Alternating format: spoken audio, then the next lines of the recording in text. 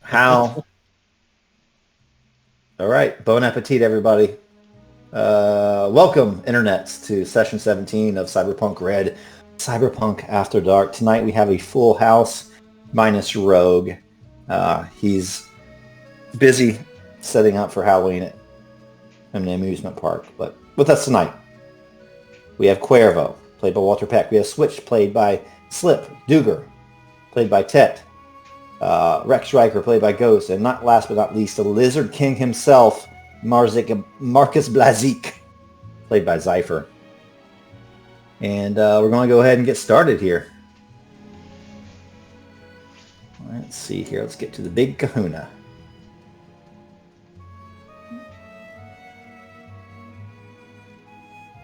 Big Kahuna.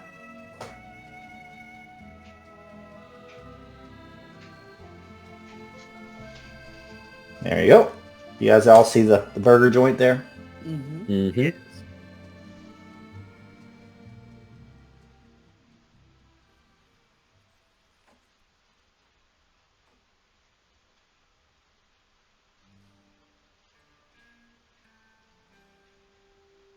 Nearly a week has passed since the encounter at the server farm. Wounds are healed, but the memory remains. The deception of Mr. Wilson, the encounter with the former Mordens come Moloch cultist, the near brushes with death. But ultimately, Cuervo, Duger, Switch, Blaze, and Rex say they are in a better place than when this whole mess started. Within the day, the scream sheets were filled with news from the Maz. Finally, finding some common interest, Militech and Arasaka undertook a joint operation. Their attack craft and soldiers decimated the gang-controlled Marina district, killing any maelstrom in the way. Of course, details of the operation were kept secret, but word has leaked that an infamous netrunner by the name of Argon, previously thought deceased, was apprehended. It seems things are looking up for the crew. Just yesterday, Duger received official word from Sammy Lee. "You've done good, Duger. He may be a creep and of questionable moral fiber, but you get the job done. And Militech is thankful that you're on our side and not on our competitor's side. I've submitted your compensation package to corporate HQ on the East Coast.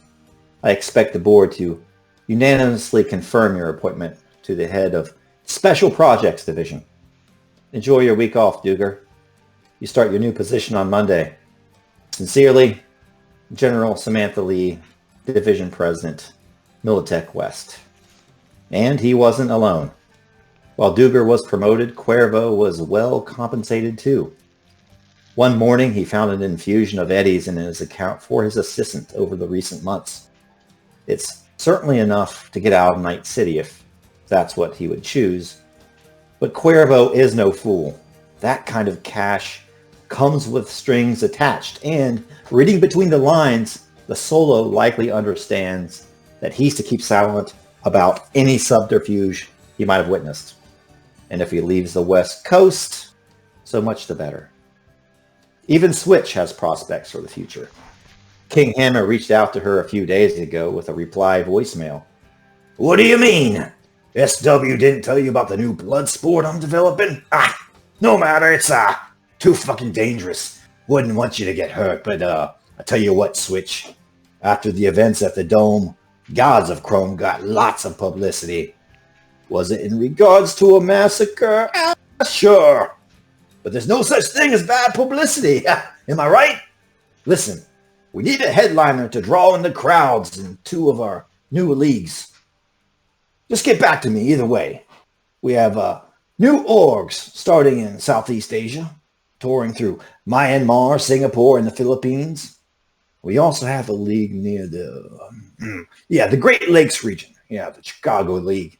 If you haven't been paying attention, that city is on the up and up after its, shall we say, detoxification. Ciao, Raj Oppenheimer. Which leaves Blaze, Rex, and their new friend, Alpha Mobile. Some friends are satisfied with a quiet night out, conversations about the mysteries of the old net, and a deluxe hamburger made with real meat and real cheese. The door opens as Marcus, Rex, and Alpha walk in to Big Kahuna Burger. Video screens are blaring about events of the Maz over the past week. 24/7, now a popular media, has promised to publish details regarding the arrest of Argon in just 5 minutes. And Mr. Zypher, Mr. Ghost, playing Mr. Marcus Blazik, and Mr. Rex Riker. Take it away as you enter Big Kahuna Burger. You're hit with the smell of stale beer, sizzling burgers on a greasy pan, fries in a deep fryer, and real cheese. Take it away. Go ahead, Blessing. Marcus walks in and looks around, sees a whole bunch of people sitting, and he looks for a booth at the end of the diner, away from prying eyes. He feels exposed. He knows that the Maz is going down, but something doesn't sit right with him. He feels it's been too easy. Things cannot be this easy. The lizards have run this place for too long. Why are they letting it be? Why are they letting the truth show itself without a fight? But no matter, they should celebrate what they can while they can. And he looks out to the window and he sees, a door that's like barred with wood and glass and shattered glass, and he sees like this broken neon sign saying La Peri, and he kind of smiles to himself. The Pate Pirates definitely won't be running there again. Eventually he gets to the booth and slides in. Looks up to Rex.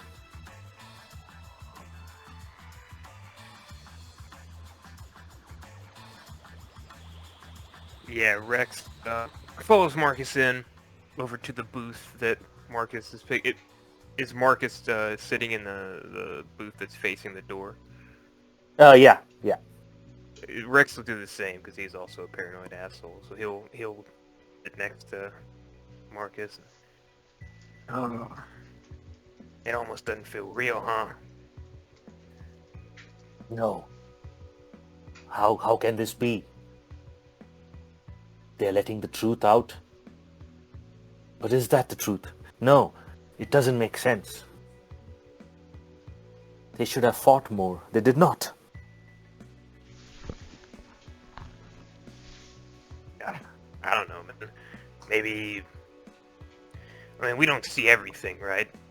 But they're getting fucked a lot harder by other people than we give credit for.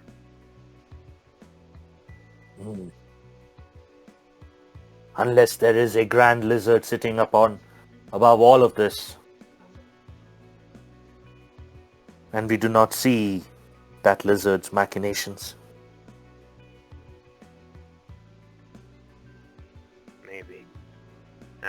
this whole thing has been one lizard after another lizard and all of this fucking... I still can't believe the Mormons.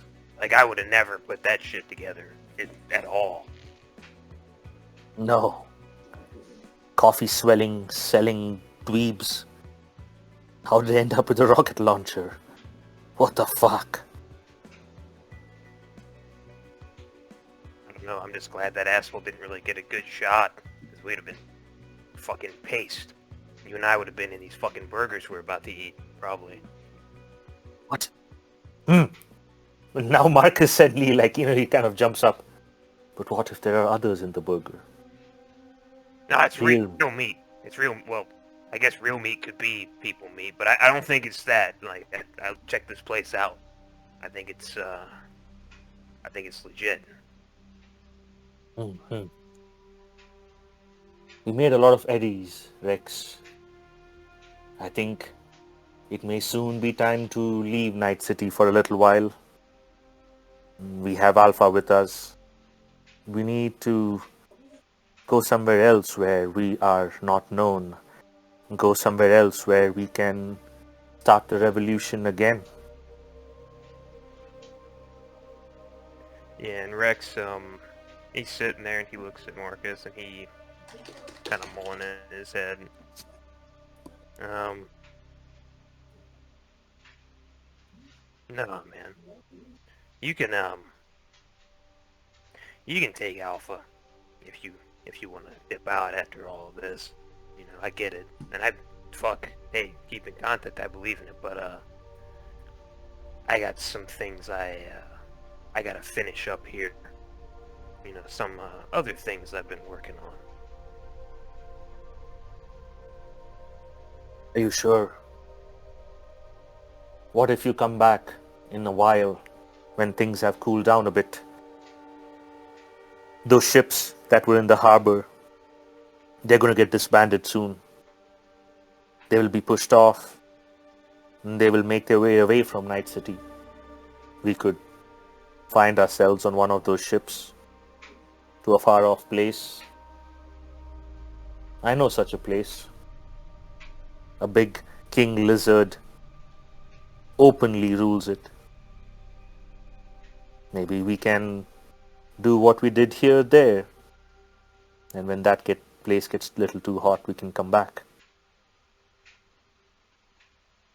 Yeah, Rex wrings his hands and he you know, he's jittery, but it doesn't seem like it's all coffee or caffeine. And I got something at home that I can't just leave. You know, I can't leave it. Not her. It. I can't leave it there. You know, I gotta finish it. So, and we'll talk about it in a second. What do you want? I'll go get our orders and fucking drinks. We got Bonnie. What do you having? It points at Marks. What are you having? The Royale with cheese.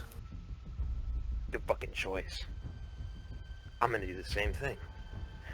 And did Rex put a fucking stomach in Alpha? I don't think so. I doubt it.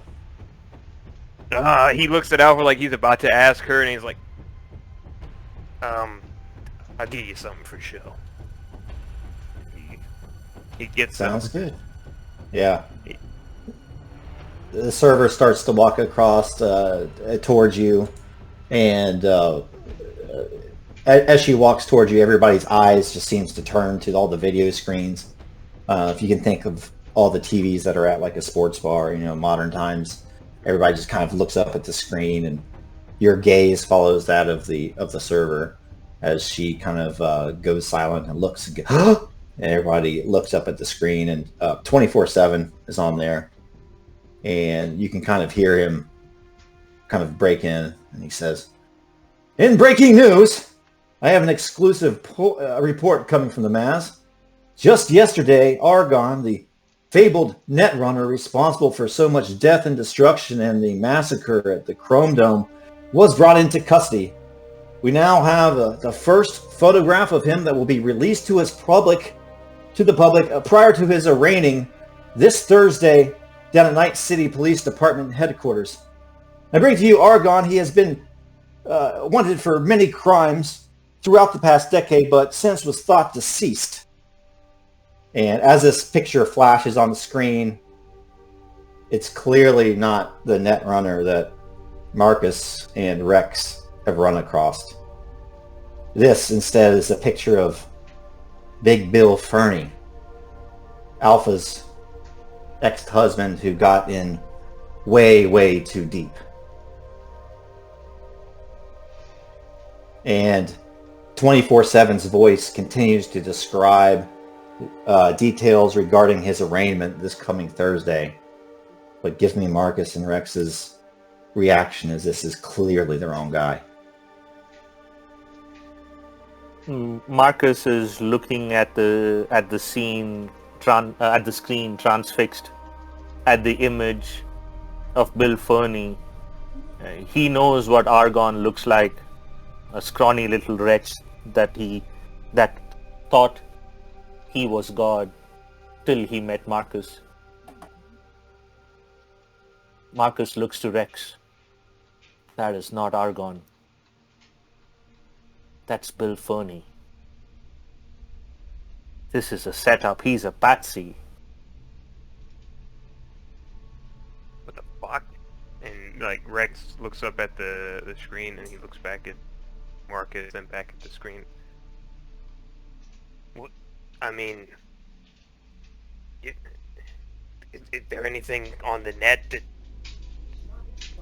that's you're hearing that's not what is in the news? Like what? That doesn't make any fucking sense. Suddenly Alpha speaks up. Oh, no, something's not right. Something's not right.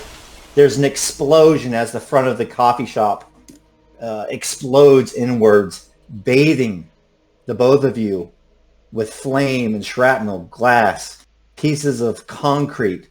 One of the pieces of concrete goes directly through Alpha Mobile's chest. Her eyes are still blinking, but she can't talk and goes unresponsive right next to you, Rex. Kind of slumping over, even as the waitress is about to bring your burgers. And then suddenly, you start to see and feel this place fill up with some sort of toxic gas. What do you do? Marcus will... Go ahead, Rex. Go ahead. Yeah, Rex... Mine's easy. Rex sees Alpha go, and all sense of self is gone for a second. No! And he's like, this is his... He's God, you know, this was his creation. It's like, no, Alpha! And he's like, trying to just... Like, and hold the chest in, you know, try to fix the wires. Fuck! Choking on the smoke. Marcus pulls out his agent and speed dials switch, and as the line is connected, he starts choking on the noxious gas. He pulls out his very heavy pistol with his other hand, and as he squeezes off a few bullets into just thin air, he collapses onto the ground, his vision blurring and basically becoming a tunnel vision towards these footsteps walking towards him. Rex, you can roleplay what happens, or give me a resist drugs and torture DV-17. You can do it too, Marcus Blazik, to see what you can figure out before you lose consciousness. He'll try to keep conscious long enough to try to do what he can for this. He knows there's not much he can do. He doesn't have his tools. He doesn't have much of his tools, but he's just trying to not let Alpha come apart, basically. Resist drugs and torture, you said? Yep.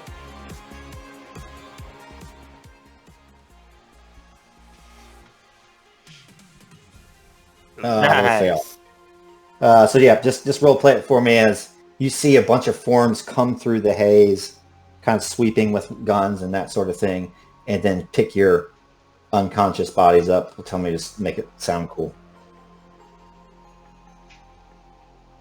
Yeah, Marcus is, he as the agent is ringing, trying to connect to Switch's agent. and there's that sound in the background as it's ringing and ringing, and he's pulling out his very heavy pistol and he's kind of shooting towards the footsteps, but it's like very wild. He staggers out of the booth, trying to cover Rex and Alpha, and every step he takes he's like gasping, and there's like blood pooling in his mouth as he spits it out. Whatever this gas is definitely like bringing his meat systems down. He falls to one knee, tries to get up, then he falls to both knees, falls on his hands. He's still shooting wildly with his gun, eventually just passing out on the ground next to Alpha's body. Does Switch get the call? You got. We're going to change scenes after that. Like earlier in the night, you got like a little missed call from Marcus. Gotcha. We'll cover it. Yeah, Rex just he pulled Alpha, and as he's starting to face like Alpha, Alpha, and he's going between the two before he passes out.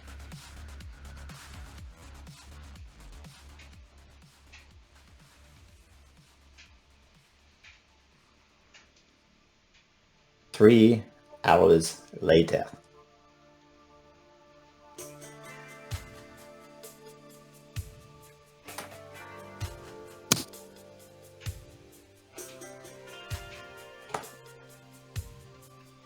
Just yesterday, Duger, you got a promotion to the head of the Special Projects Division.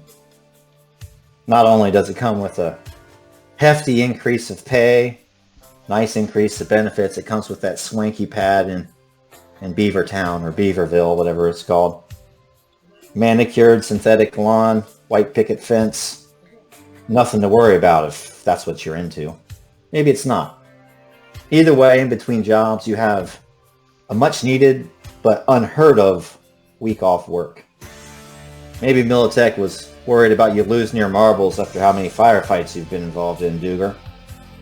But you got money to spend, and Cuervo found his bank account pretty flush, and Switch is in good health finally. And so the three of you are enjoying yourself a night on the town.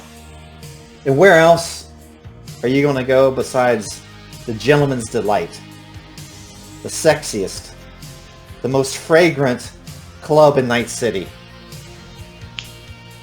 Marcus Blazik was supposed to meet you too, and Switch at 3 hours ago at 9 o'clock. You got a little buzz on your phone from Blazik, but nobody was there. It might set you a little bit at unease, Switch, but this sort of thing coming from Blazik isn't unusual. He's always worried about somebody tracing him, so him just showing up at the right moment or waiting to make contact when the time is right is not too unusual for you. So I'll let you guys role play your way in.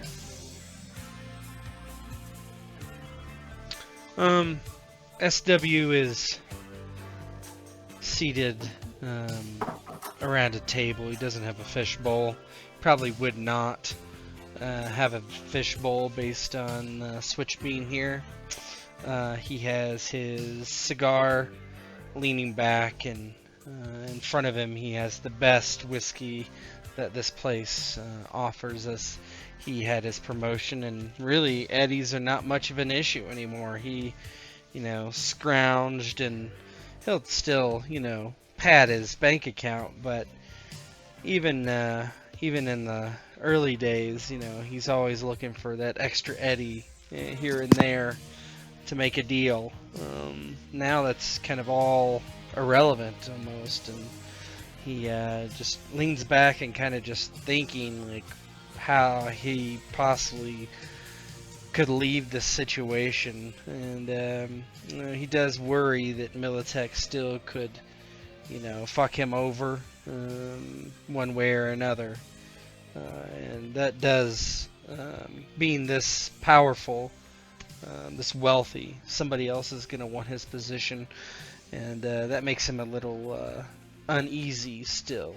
He's still thinking about how to approach everything. but he's in a better spot than he was before. He knows that, and he he doesn't say anything currently. He's just kind of thinking to himself as he smokes and drinks and has a fairly decent time.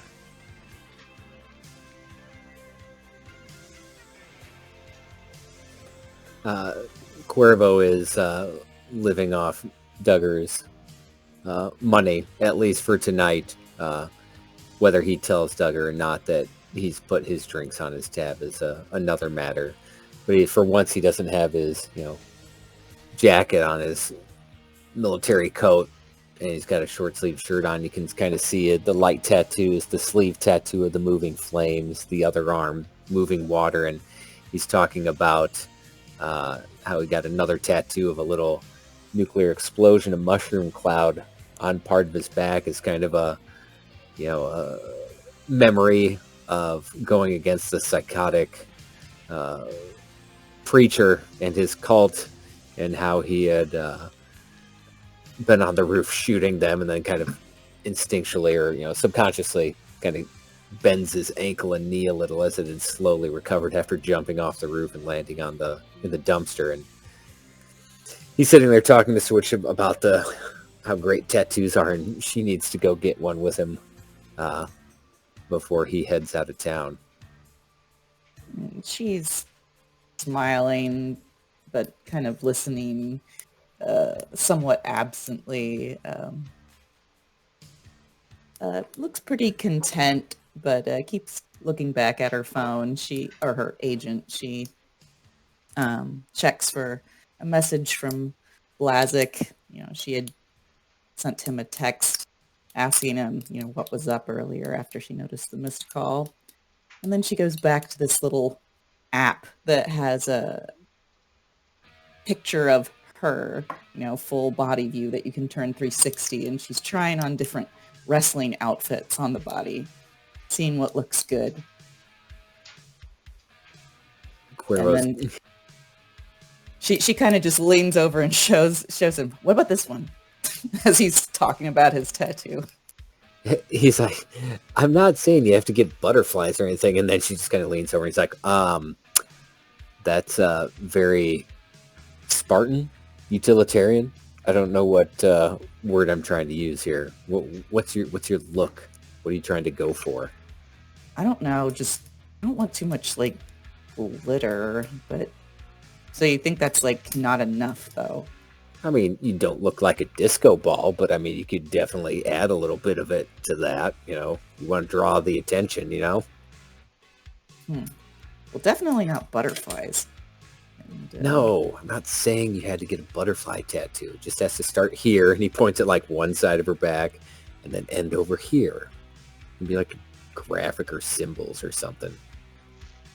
I don't know what like a severed arm. He just pinches his nose. Why would you get a severed arm? What does that even mean? I don't know. She just shrugs. It's like badass. He takes a drink. What does a severed arm mean for badassery? I'll sever your arm. And she looks over at Duke and she just shrugs. Why doesn't he get it? Yeah, he just shakes his head. He's like, I don't think tattoos are a good idea. What? I got lots of tattoos. Yeah, you look like a idiot.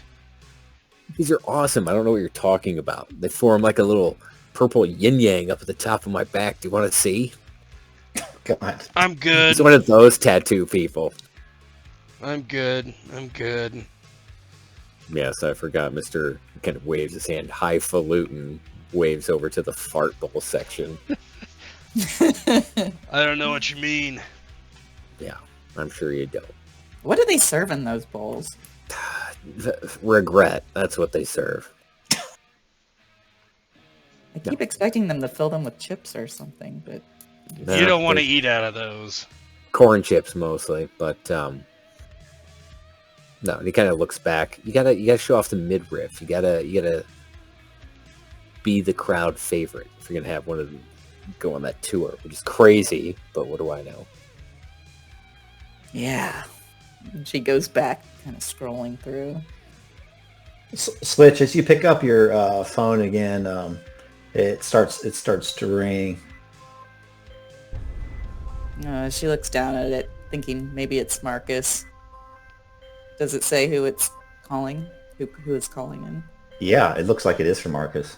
Oh, cool. And she is kind of like a smile crosses her face, and she, pushes the button to accept the call. Hey, man, what's up? As you accept the call, it's certainly not Marcus's voice. It's Alpha's. As you look at your agent, you can see a pixelated version of Alpha's feminine face. She speaks, and her words are just like Max Header, garbled. Static makes it hard to hear in the noisy club. But the following comes through: Argon, Netrunner, not dead. There are others. Marcus, Rex, myself, taken offshore to the following coordinates. Some sort of abandoned oil rig. Come quickly, please. Before they realize I hacked the image cuts out before Alpha's voice trails off. Only Argon here and something he's built. It's important.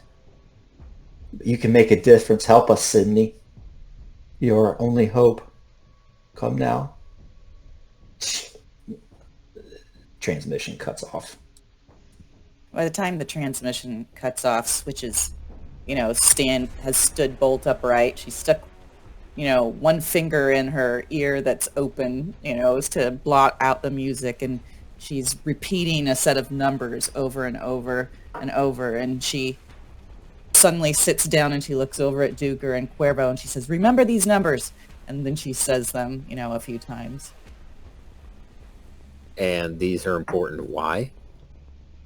They're coordinates. She looks down at the agent, puts it up to her ear again, shakes her head. No, she's gone. That was Alpha. She called me on, somehow she called me on Marcus's line, and she told me that Marcus and Rex, something about them being taken to some oil rig offshore. Those are the coordinates. Something about Argon, that Netrunner, not being dead. Did we think he was dead?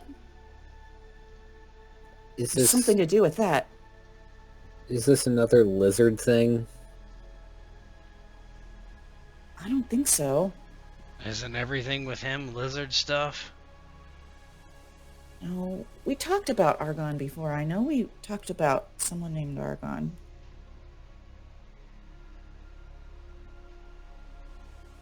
Anyway, she stands up again. We gotta go get them. Where is he? She says the numbers again. Oil rig. And then says the numbers again. Oh, fuck. Well, let me call in Militech. They can go take care of it. She frowns, corners of her mouth, turning down. No way.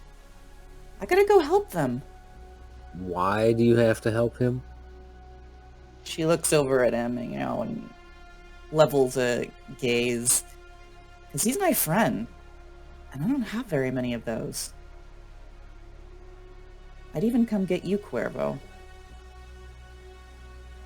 He kind of looks like he feels guilty for a second. He's like, an oil rig? We're going to an oil rig. Sounds like it is related. Didn't Willis talk about an oil rig? I don't remember about that. Out of character. Something about being under the water. Cuervo just slams the rest of his drink. I guess. I mean, I got my own shit, just so you know. But someone has to look out for you. So he looks at Duger.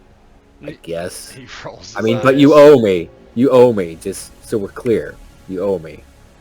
Militech can pay, I guess. I guess we'll get up there. I'll make a call. She nods, serious. How did we get here? Taxi or? A different driver. Driver. Cuervo stands up, kind of puts his coat on. God, I can't even one night of enjoying myself. That's fine. We need to stop at my place so I can get my shit. Yeah, I've got my duffel in the back. I've always got my duffel in the back. Yeah. Back of what? The car. It's in Oh, the trunk.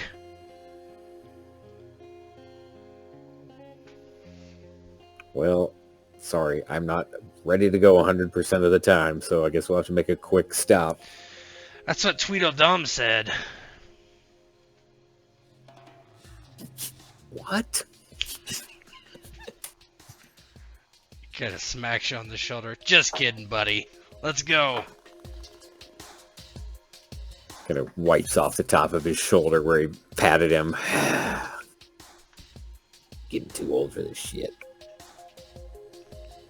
There's an alternative, Yeah, life outside of the city. Something I did for the first 18 years of my life. Mm-hmm. Made me the upstanding citizen I am today. Look how nice I am, helping out your kid.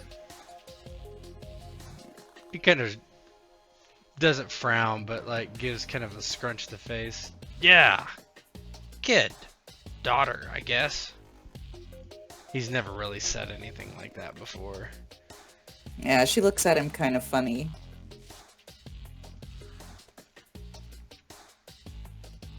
Cuervo kind of smiles. He's got this real mischievous look. He's like, does that mean I need to ask your permission before I take her out there, Pops? And he just hurries out the front door. As if, Switch says.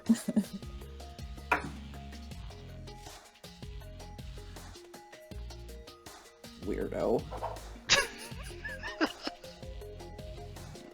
And as you guys stand up from the stage and leave the Gentleman's Delight, possibly for the last time this campaign, who wants to roleplay the scene as you guys all leave and get in your cars?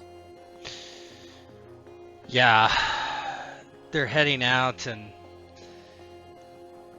SW looks back over his shoulder at one of the fish bowls and just mouths a curse that he's being pulled away from it. And he just takes the last drag of his cigarette and finally turns away and makes his way out, displeased that he has to.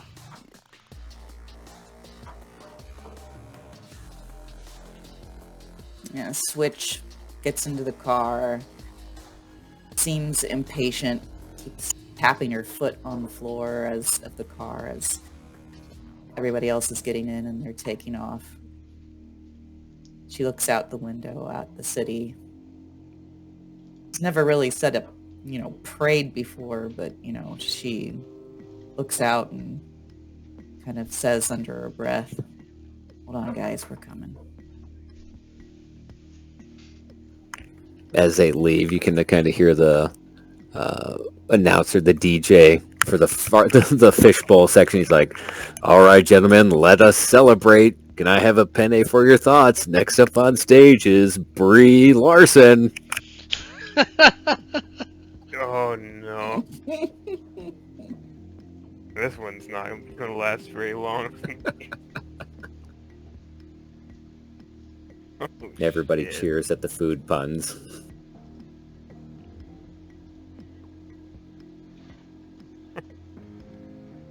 And as they leave the club, late at night, early in the morning, an hour or two later, somebody wakes up in the back of a boat.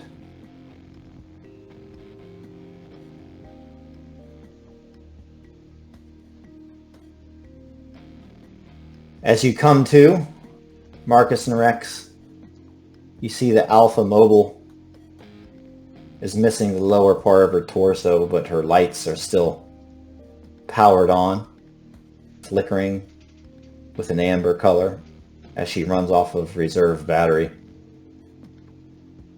Both of you have headaches. Your mouth feels like you swallowed a gallon of cotton. You hear somebody say, "They're waking up." And if you lift up your head, you see a giant towering form in between both of you, Marcus and Rex.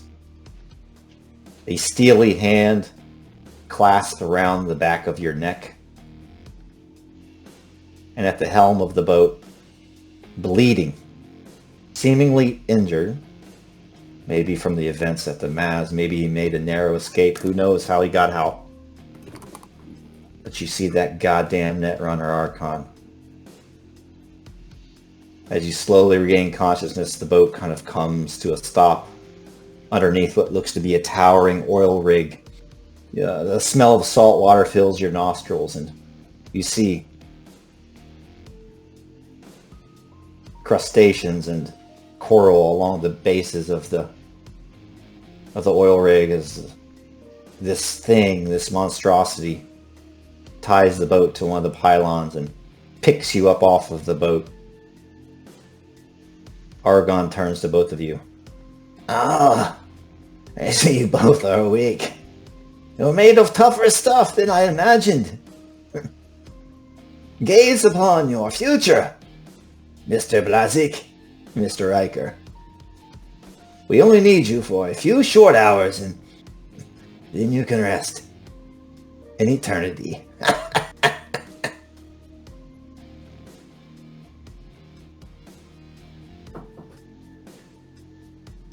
Riker comes to, he's like whispering something under his breath at Argon's head. He's just whispering right now. Marcus looks at Argon, his vision hazy, his head swimming from the gas and the explosion, the headache driving like a drill through his brain. He squints as he looks at Argon. "You live." "Yes, I live. Barely. My plan was nearly a failure. I never thought you were capable of making friends, Blazik. And then you found yourself in the company of these Militech dogs. Nearly undid what all we have done, but alas, they were too late. Just me and my known creation here. I've yet... Perhaps you can help me, Mr. Riker. I can see that you've created this doll yourself."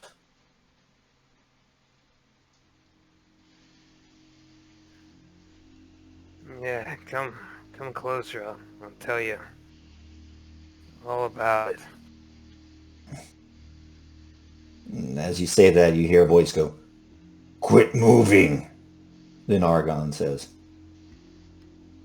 "Immobilize them for transfer." And both of you get struck in the back of the head, and everything goes black.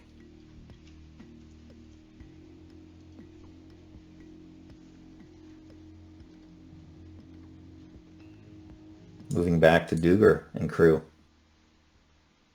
Where was your next stop after leaving the club? I guess we're heading to Cuervo's to pick up his gear before we head out there somehow. SW would send the general a message, and he would rally his people to get moving. Mm-hmm. Okay, let me pull her out here. General Samantha Lee.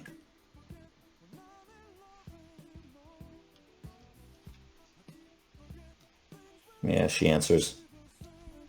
"This is Lee. What do you need, Duger? Aren't you supposed to be on R&R? I'm never truly on R&R. You know how it goes. I do know how it goes. This is my life. But you were ordered to have a week off. Well, I would have loved to phys- have a week off, but I don't know who fucked up, but this Moloch shit is not taken care of. This Argon hacker is alive, apparently. He's not alive. He was taken into custody yesterday. Is it the picture that 24/7 was shooting on the screen? Because that's Bill Fernie. I've already had She kind of dealings with looks- him. She kind of looks down through her pad, and you kind of hear her gasp a little bit on the other end. Fuck. I'm gonna need some help here. I got coordinates. Looks like the netrunner that I have been employing, who's all about bringing down the lizards and Moloch, is being apprehended by somebody, and I could use Militech's help. Christ. I got NCPD going down our throats already for starting the war and the Maz. We're a little stretched thin here, Duger. Don't you have guys for this? Well, I don't know who I can really trust. Preston, I'm not sure about him. He might have been working for Wilson. It's kind of my thought. Okay. Give me a minute. I'll get back to you within the hour. Send me the coordinates and I'll see what I can do. Alright. He does. She clicks off. I don't know. She was not too gung-ho about the whole thing. Well, that Switch. doesn't bode well. Switch just kind of shrugs. Doesn't matter. I don't know. Now that I'm on Easy Street, I don't really want to die. And she looks at him, with, some concern. Hey, you don't have to go in. I'm not gonna let you go in there by yourself. But we just pretended I have nothing to live for? Well, I mean, it's not that you don't have anything to live for, but I'm not sure you can protect Switch exactly, or that she needs it.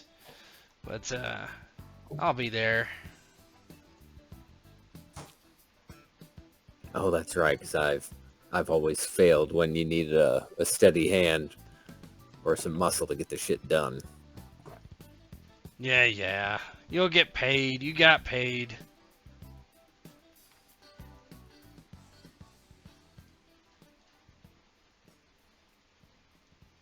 This is more than mercenary work, you know? This is, I guess Marcus is our, friend? Friend. Yeah. That's what Switch says. I don't know. Not used to saying that word, but regardless. He's at least a ally. And a good one, I guess.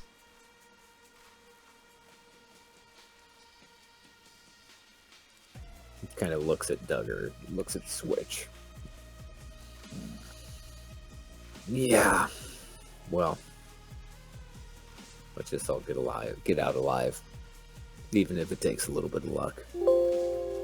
Well, it's a good thing I'm the luckiest guy you know.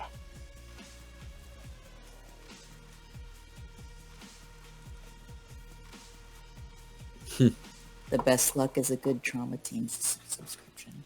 Hey, I got gold package now. Oh yeah, she says, kind of reaching over to high five. Yeah, he high fives back. That's like a big deal.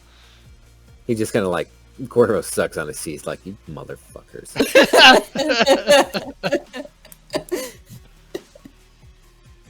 Don't worry, if you get flatlined, I'll call him for you. That's so reassuring. As he's like stuffing extra ammo into his assault bag. Yeah, don't forget that sniper rifle. If you don't want to get flatlined, shooting from a distance, the ways to do it. He's just kind of turning around and he's just like, as he's like putting sniper rifle extras. He's like forgets that he had a sniper rifle. He's like, oh yeah, sorry. Yeah, we got all the toys for today. Well, she kind of hefts some of Cuervo's stuff to bring it in the car. We better get going. That oil rig isn't going to storm itself. Duger's, your agent goes off again there. Yeah, he answers. Who is it that's calling? Yeah, it's General Lee again. He...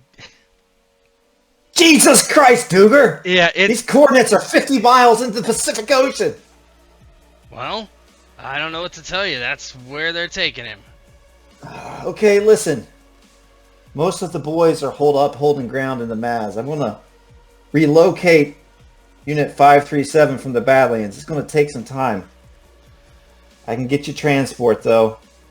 Yeah, you know what? What do you need? Well, yeah, we need some way to get out there, obviously. Some quick. Maybe a helicopter. And, yeah, you know who we could hire on this job that might be quicker? It's the Blood Nation. They've worked out pretty well. I'll give them a call, and if you can get us a chopper there and maybe them a boat out there. Roger that. I'll scramble some boats. In the meantime, do what you need to do, Duger. The reason we are paying you is to take care of such situations discreetly. It would be most beneficial if Militech could save face and make this whole problem go away, if you know what I mean. Oh yeah, it's gonna be disappearing on the pronto, you know. But I got people to pay too, you know. You gotta open up the accounting a little bit, the books. The coffers will be loosened for you, Duger, if that's what you're worried about.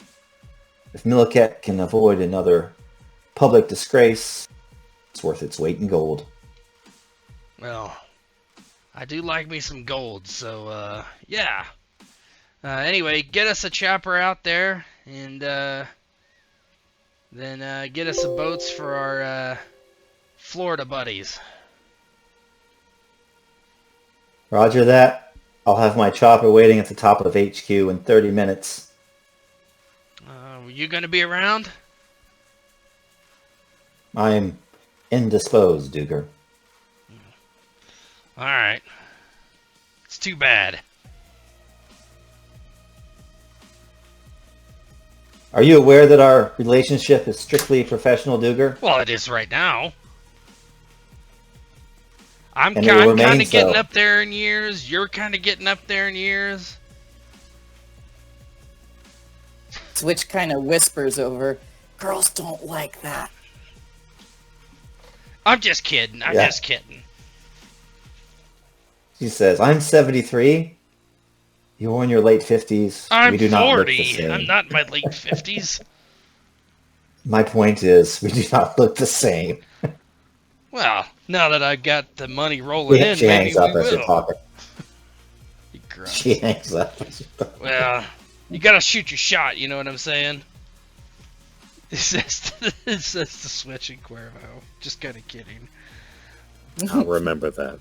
Yeah. Anyway, we're gonna get on a chopper. It's, I guess this is 50 miles into the Pacific Ocean, she was saying, so... I'm gonna call, or actually, I'm just gonna text him. He, texts the Blood Nation guy and ask him if he wants to make some more cash, and then he would, basically just say, come in hot and, get on the boats at this and this coordinates wherever Militech would have their boats. He says that he replies that he'll do it as long as you keep that new performance enhancing drug going. Oh, he says absolutely. Because it's opening up all sorts of new business, even in Florida. He just sends back, "You got it." What does it look like as you guys head up, over the next 30 minutes, drive through Night City, and then I guess we And get then, Cuervo's stuff. yeah. You tell me what that Yeah. looks like there. yeah, go Cuervo. He goes up to his apartment that he shares with Lolo, who has been out and about making lots of cash over the last few months. Goes into his room, changes into some dark colored fatigues, gets his armor on, gets his assault back up, slings his sniper rifle that Switch helps him carry, loads up all the magazines onto his web gear on the front, just loads down because he knows once on the oil rig there ain't no help coming probably for quite some time. And he comes down and maybe gets a look from some vagrant, like, what the hell is this, and kind of gets to the car and gets in and looks at them and goes, all right, let's do this.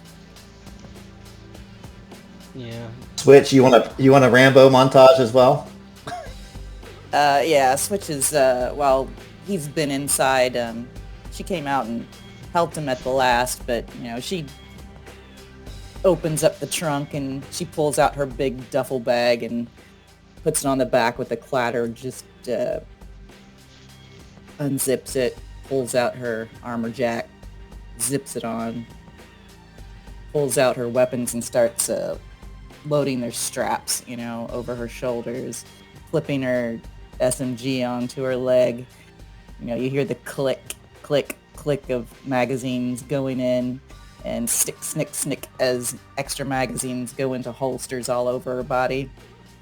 Eventually she zips it back up, tosses it back in the trunk, slams it, and sits down in the car, just bristling all over, about as loaded up with weaponry as you can imagine. Yeah. SW's like, "Fuck, I gotta do this," and then he sends Preston and the other one a text, his team, and tells them to be at the HQ headquarters, Victoria, pronto. "I'm inviting reply. Preston," he says. Roger, Roger. "Keep an eye on him." Yeah, I always do, but I think he's okay. I don't know. Somebody was spying on us. Well, if it was him, he's gonna get a bullet in the back. Yeah. He just shrugs.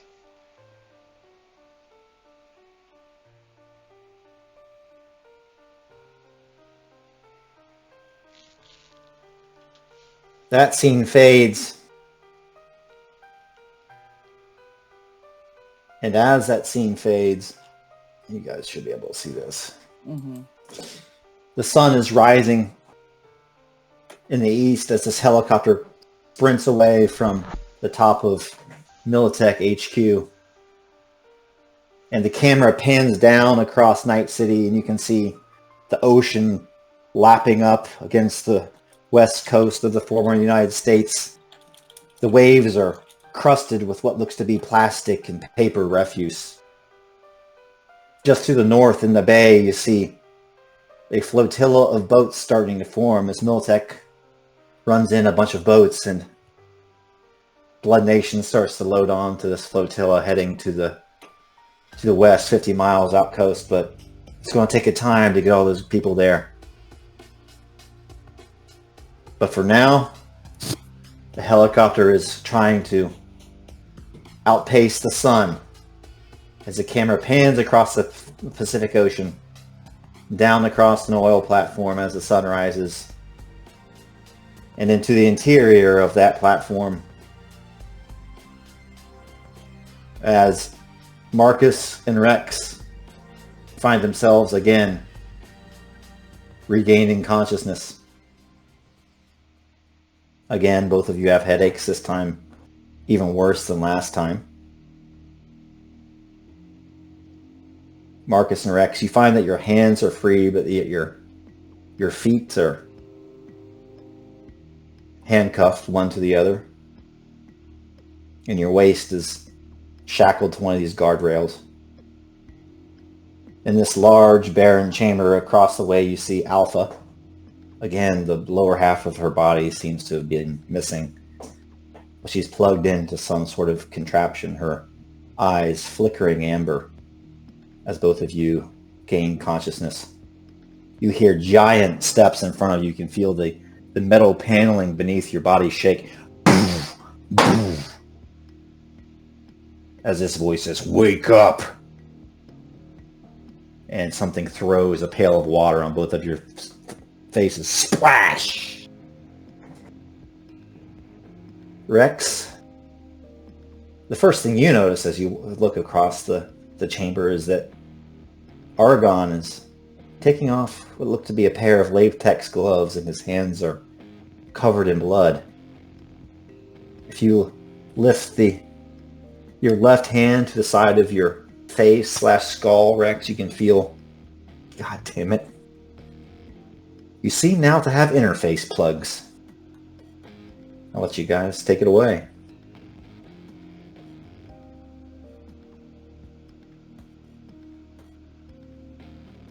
Yeah, Rex, he wakes up and he's trying to move to touch the plugs, but I'm sure he's strapped in real tight to whatever he's attached to. Fucking water was cold, tin can.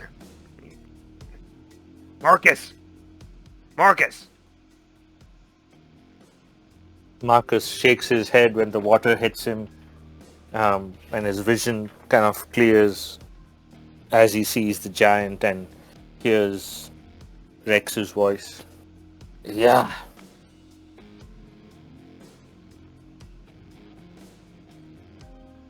Doing some freaky shit to us, I think, and you can see the plugs in Riker's face. Marcus cocks his head and takes a closer, whatever he can see on Riker's face. Does Marcus know what those plugs look like or mean? Yeah, somebody's put a neural interface and some interface plugs into them. It's like a netrunner. Those look like netrunner interface plugs, like the ones I have. What the fuck is he doing? Yo, shithead! Both Argon and Automaton of Moloch kind of turn around as if shithead would address both of them. Moloch, though, he goes up these steps and you hear this as he kind of leaves. And Argon turns to Marcus. Yes? Ah, seems my friends are awake again. Welcome to your new home, Blazik, Riker.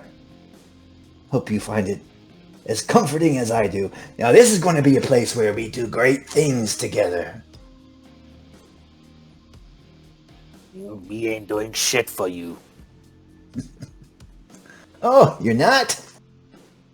Last time I checked, Argon, I'm the one with the pistol pointing at your fucking head. He takes his pistol away, standing about 5 feet away, and clicks it and points it towards Marcus. Or maybe you don't care about your own life. Maybe it's your friend's. Little Switch, blonde or Switch wrestling star. Or maybe this half-baked doll you and your buddy Riker made. Perhaps if I remove her head and send it to the bottom of the Pacific, that'll get your attention, Marcus. And then what, Argon? You'll kill all my friends, you'll destroy Alpha. Then what?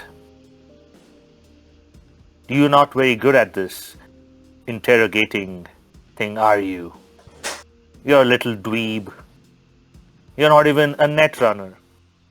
The last time we met, I ripped you to pieces. I destroyed your entire operation.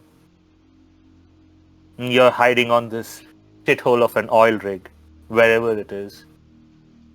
And you still think that you have the better of me.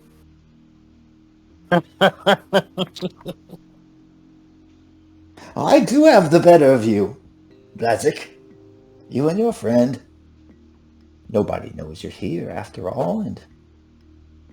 Well, if you can't be intimidated into helping me,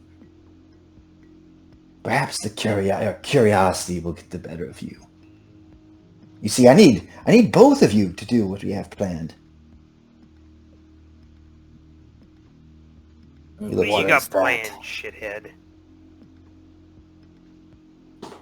We're going to break into the last data fortress that stands between me and the old net. We're going to tear down the black wall, Marcus. And Rex is going to help us. After all, it's not just software down there. We got to find a way around the hardware that lays at the bottom of the ocean, and we're going to go diving.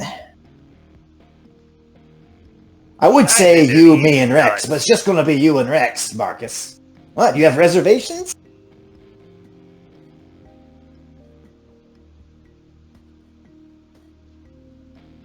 I mean, I don't think we're gonna help you do shit. And he looks at Marcus. Don't you want to know the truth, Marcus? I've been down there, you see. There's data files that I simply can't get to, and you're right. I'm not the net runner that you are. I'm a man of faith, if nothing else.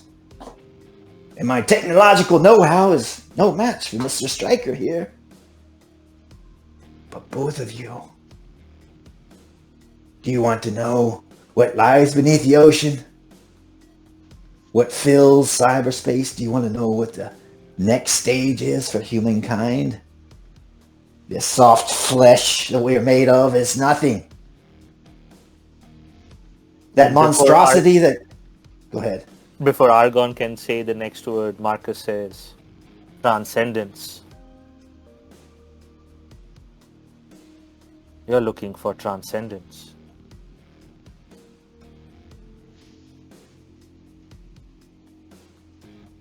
Yeah, as you say that, he kind of stops. We're not so different after all, are we, Blazik? Both of us want to know the truth, and now I've found it.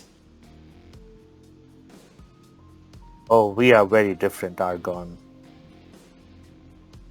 You are an unaccomplished little hack. I am a god in NetSpace.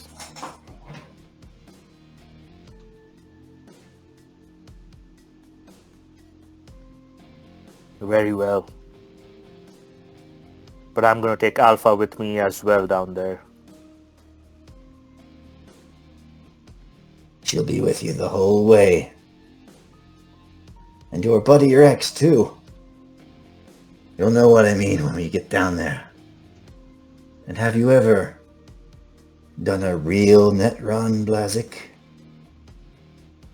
Gone all the way in? As deep as you can get? He presses a button and there's a hiss as another chamber opens. And you see what look to be two net running pods, like the old school ones where you get completely submerged. They look like almost diving bubbles. You look at them. Are you ready? Marcus sees that, he kind of has a twitch in his body, and he shakes his head. 3 years ago, in the Gulf of Mexico. And then he shakes his head again. He looks to Rex. It'll be all right.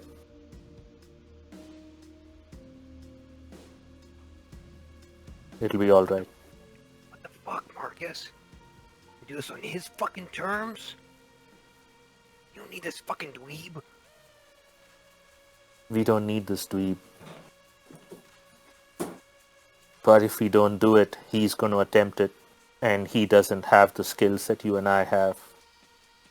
The wall needs to remain. But behind the wall, among the rabbits, there is something. I almost touched it the last time I was there, but I wasn't successful. It's slowly coming back to me. In the Gulf, that fateful night, I made a mistake. Let that thing get too close.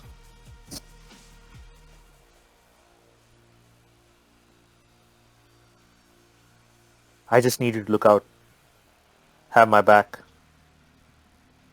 If it gets too heady, you pull out, no matter the consequences.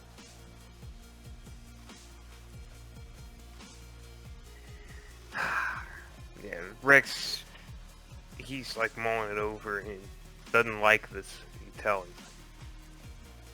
You can see like on Marcus's face there is like a new determination, like he is no longer afraid of Argon or the threat of that giant or Argon's stupid bullshit like threats.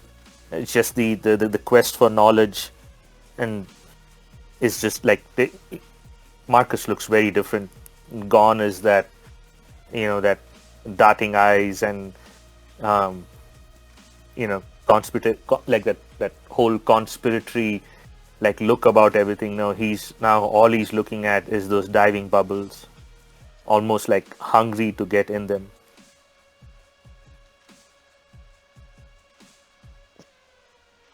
As you do that, you hear heavy footsteps again coming down the steps. All gone. Alarms are blaring upstairs. We'll have company soon. They know we're here. Fuck! How did you alert them? Argon just smacks Marcus as hard as he can across the face. Ah, very well. Stay down here. I'll deal with it myself. And he like stamps upstairs. How do you respond to that, Marcus? And then we'll get started.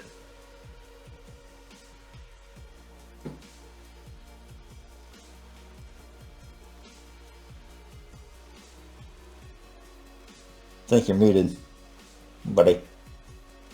Yeah, Marcus looks back at Argon, smiles as Argon kind of starts stomping up the ladder, blood pooling down the side of his mouth. She is gonna cut you. Earhole to asshole, fuckface. You're gonna die screaming. And I will be laughing at the depths.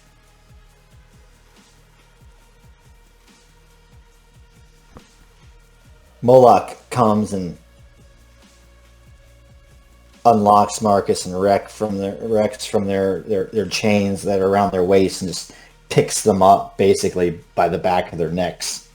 You can see it like, this wingspan kind of pulling out. And then surprisingly, Rex, you might have noticed this. 2 giant other cyber arms like unfold from his shoulders and grab your legs. So you guys are just completely enveloped. And he just brings you over across the room and plops you down in these net running cubicles. You see here.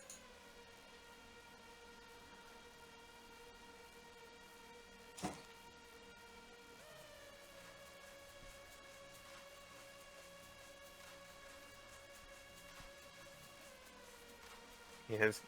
As Riker goes into the cubicle, is he so able to talk to Marcus? He can still hear him. Yeah, like he sits you down. They start filling up with water, right? Like at your feet, they kind of going up. And there's like a breathing mask, and there's all the fucking interface plugs you can plug in. This Moloch guy's pressing a button, and it's fucking filling up. He's thinking you know what to do. Blazik probably does, but Rex, I don't know if Rex does. Yeah, Rex is like Marcus. You see Rex. I'm just panicking. I'm sitting there like, fuck, Marcus. I look, man. I've been in a couple of the Netrunner chairs before, but this is some spooky shit, man. I like meat space better, Marcus. I don't know what the fuck we're doing here. Don't worry, Rex. Just breathe. Just breathe. It's fucking filled with water, man. What the fuck are you talking about? The mask. Put on the mask. The fucking... Watch me. Put on the mask. And you can see Marcus, like, he's in his element. He's putting on the masks. He's taking all these cables and hooking up into his interface. He's powering up keys. Just follow my actions. Don't think, just follow. Right, and he's flicking all these switches inside of that bubble. He puts the mask on. Rex, I'm just like, maybe I should have listened to the fucking Mormons and came over to the church after all. Fucking shit. The water goes up. It's to your chest now. Oh, fuck. It seems to you that these pods are being lowered into the ground, down beneath the waves, down beneath the oil rig, deeper and deeper as the water covers your nose, covers your eyes. You feel it cover your hair. Focus on the tech, Rex. Focus on the tech. Look at what's happening. Fuck, man. You're in a bubble. You're going down, deep down the ocean. Oh, thanks for fucking reminding me. But you're safe. The liquid is going to handle the pressure. The sphere is going to handle the pressure. Focus on the tech. Focus on what you know. I don't know about fucking underwater bubbles, Marcus. Just a piece of equipment. You're in the net. It seems like the background of this place is completely like anything you've experienced before, Marcus. There's no real world. There's no virtuality goggles. You are in this vast emptiness filled with stars. It seems to you that on your left and the right, giant forms seem to be swimming by, swirling overhead as this world pixelates itself into existence. And as you look over to your left, Rex Riker is standing there as some sort of avatar that's the residual image of what he feels like himself is like. You probably don't look like what you do with the virtuality goggles on, Marcus. You might look like your real self, or you might be an idolized version of yourself, or maybe even a hideous, deformed version of yourself if you think you're a piece of shit. So I'll let you guys do this role play before we move back to the other team. Rex, when you turn around, you see Marcus, and he's dressed like a golden god. There's just armor everywhere. Almost looks like full-plated armor, and there's a big gold halo right behind his head. And as you can see, his ego is just projecting all the way through. This is fucking glorious. Each of them are different. Rex is similar but different. Not so much a god, but he looks all chromed out. It's like skeletal almost as he's standing there looking at his hands. And oh shit. I mean, this is a little bit groovy so far, I guess. As you are looking at one of the creatures swimming around at this point, Rex, one gets closer and closer and closer and starts to materialize in front of you. And it starts to get closer and closer to you, and then seems to change form into an animated skunk as it runs towards you with blazing fast speed. What do you and Marcus do? Yeah, Rex points. He's so out of his depth. He points this. Hey, is this normal? Marcus, this thing's fucking blazing at us, man. It's getting closer and closer and closer. Very normal, Rex. Stand behind me. And Marcus, his suit fully powers on as all the programs activate. It looks almost like a Space Marine suit coming to full power. And out from nowhere comes this blazing, huge, large broadsword as Marcus readies himself, and an entire tower shield forms on his other hand.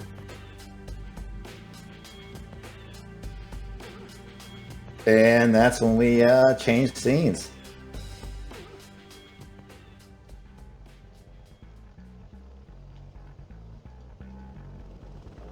Over the horizon, far to the west. At first it's a speck, then a larger speck, then a monstrosity of metal poking out of the ocean. Switch, Cuervo, Duger, Biggs, Victoria, and of course their pilot race in their helicopter towards this oil rig. And once they're a couple miles away, they start to this circling panel in the pattern. The pilot goes, "What are your instructions, Mr. Duger? I can hold it here as long as you need." Put us down and then circle for extraction. And he's looking down. Everybody, why don't you guys give me an awareness roll?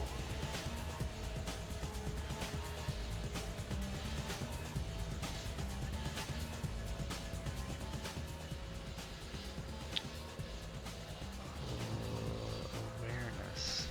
This must be on my sheet only, huh? Yeah, it's probably That's fine. Okay. should be under I should go find it. Under awareness? There's perception. I'm sorry, Okay. perception. No, I was it's like, it's awareness. It's perception. Yeah. Okay. Good. Yep. Cuervo and Switch. All you see down there, you see a single figure standing not far from like the landing pad of the helicopter. This figure has what looks to be some sort of weird cape on. It's blowing in the wind. He has some virtuality goggles on and what looks to be blue hair that's slightly singed. Switch starts looking for cover from where they're going to land. Like, hop out of the helicopter and roll to cover. As they're coming in, Cuervo just kind of looks at the team and goes, "This reminds me of when I worked for Militech coming in on the Orinoco Basin, but I'll tell you what, the shit hit the fan as soon as we touched down, so be ready." As he kind of sees that lone figure, he takes his sniper rifle and kind of looks through the scope to get a closer look to see what it is before switching back to the AR as they get ready to either fast rope down or however they plan to exfil out. Is Yeah, anybody helicopter else or just- any drones? Nope, just the dude standing up there. And you guys are hovering over the helipad at this point. yeah, how Yeah, would you put us down? I'm not sure. That's up to you guys. You guys could rappel down, or you could just land, or Yeah, just have him Whatever land. you Just want. have him It land. would just land because if you're going to fast rope down, you actually need gloves and you don't want to burn the shit out of Yeah, your he would hands. just So have him land. Cuervo kind of looks to Victoria and Switch and he's just like, "Ladies first." Yeah, Switch will tumble out and find cover, and then pull out a weapon and start sighting Argon.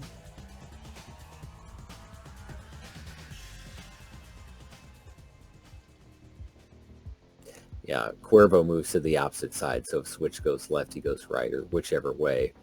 He as well is scanning the rig, looking for any hidden threats or anyone in addition to Argon. And he kind of looks over to Duger to see for him to take the lead. yeah, he's just standing there. It does look like he has a pistol in his hand, but he has both of his hands up, not gesturing towards you or anything like that. And he reaches out with his left hand. You can kind of hear him say, "Land here! We need to talk!" Yeah, well, when they land, Digger, he gets cover as well, and then talk about what? Who the fuck are you, and what's your problem? "You know well enough who I am, SW Duger. And I've got your friends. They're going to help me and they're going to help you. We're both going to be very rich men." The hell are you talking about? "Turn off your helicopter, come on. We'll go below deck, and I'll show you what I'm talking about. No, we won't. He will tell the helicopter pilot to kind of just like take off and circle, but because he doesn't want it to get blown up or anything. He's like, you put your hands up in the air now. Yeah, he does it. He puts his hands up. Preston and Victoria kind of take their weapons and train them on Argon as they get off the helicopter. Awaiting orders, Mr. Duger. He says, what do you want to tell us? You can tell us right now. I want to tell you that your friends are in danger if I die. So you should think twice about putting a bullet through my head. But I also want you to know that you're on the precipice of something much, much bigger than yourselves. If you're not interested in Eddie's, Duger, you could fly away. I know that you're flush after your recent business and promotion with Militech.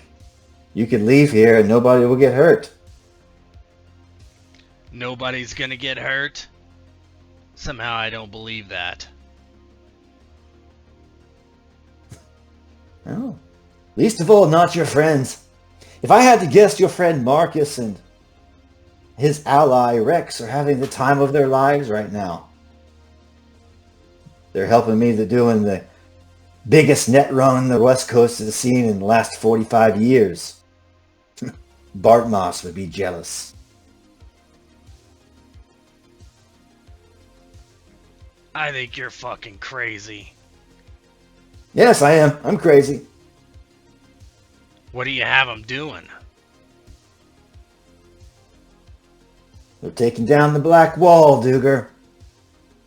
They're letting loose from the old net everything that should never have been caged in the first place. The next step in human revolution. Why would But I listen, want you to do that again? It's going to be hundreds of years before the humans are extinct. Go live your life. I hear Tahiti's nice. He looks over to Switch and then Cuervo, and then he says, Preston, go put a slug in this fool. Very specifically calls Preston to do it. Switch looks confused. Like, she raises her weapon like, me? No. Preston's talking about Argon. Or yeah. No, I know. She's just confused why Preston and not Oh, her, yeah. Sorry. She goes along with it.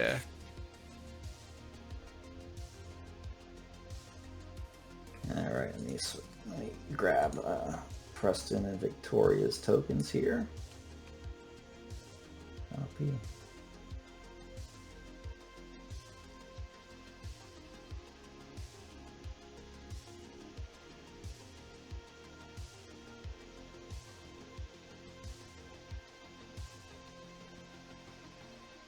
You guys should be able to see that. Mm-hmm. Yeah.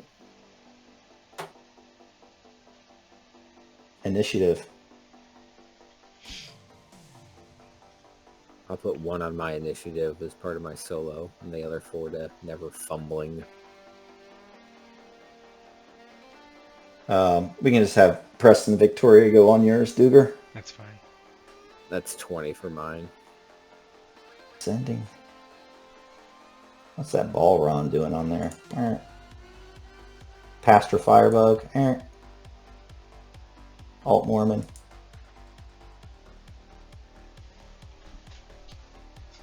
There must have been some old stuff on here from the last. Duger, what'd you roll? Mine will be a 20 in total.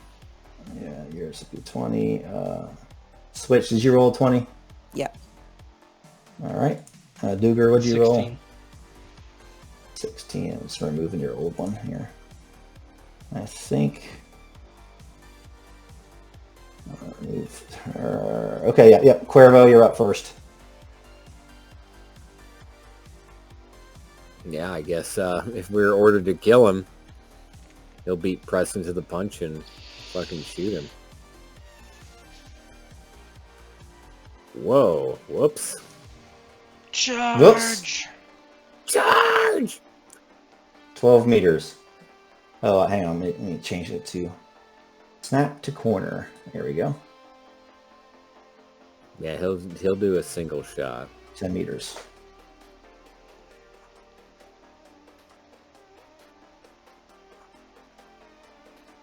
$22 damage. Yes, sir. Wow, 3 6s. Yep. Oh, fuck. You Is that a crit him crit? too. Yes, it is. Let's see what his armor is. He has 11. So he's going to take 11. And he's going to roll a crit, eh?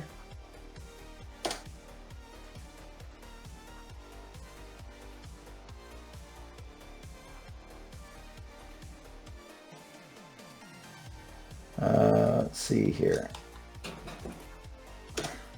Broken ribs. At the end of every turn where you move further than 4 yards, you resuffer this critical injury bonus damage directly to your hit points. Critical injuries have bonus damage? Have we not been doing that?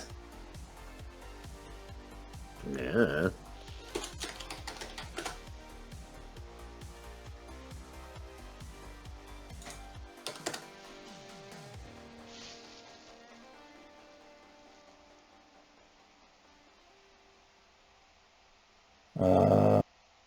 Can somebody bird dog that for me? Because I have no clue what the bonus damage is.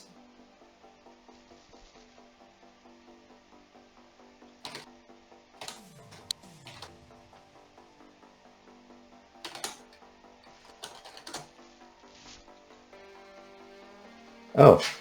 All critical injuries cause horrible injury effect and deal 5 bonus damage directly to the target's hit points. Oh, there you go. We haven't even been doing that. Switch might have been dead. Well, So he takes another 5. I guess that directly to hit points, that would bypass his armor, right? yeah. So -5. Fuck, that's going to put him... he's going to start taking penalties now. And he has that critical injury. What does it look like there, Cuervo?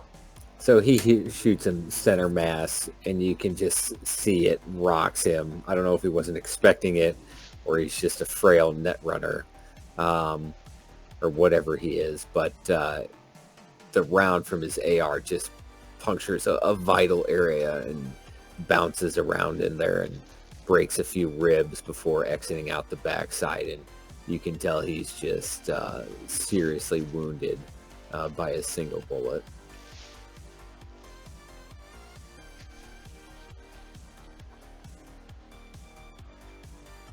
Switch, you're up. Switch isn't sure they want him dead yet. She is looking him over. Does he seem chromed out? Does he Yeah, have any he's obvious pretty chromed. implants? He has Neuralink and interface plugs. And I think that's all it's obvious. All that's obvious. Mm-hmm. She's not gonna take any chances. She's pulled out the microwaver, and she's gonna try to fry him. She's gonna move. I don't know exactly what the. It's a large handgun, so I don't know exactly what the best range is, but she'll try to put herself within that if she's not currently. Mm-hmm. And then I'm gonna attack with it. Whoa. That's a big hit. Okay, so So that would be a hit for sure. it forces the target to try to beat a DV-15 Cybertech check. If they fail, you choose 2 pieces of their cyberware or carry electronics to become inoperable for a minute. There we go. Cybertech.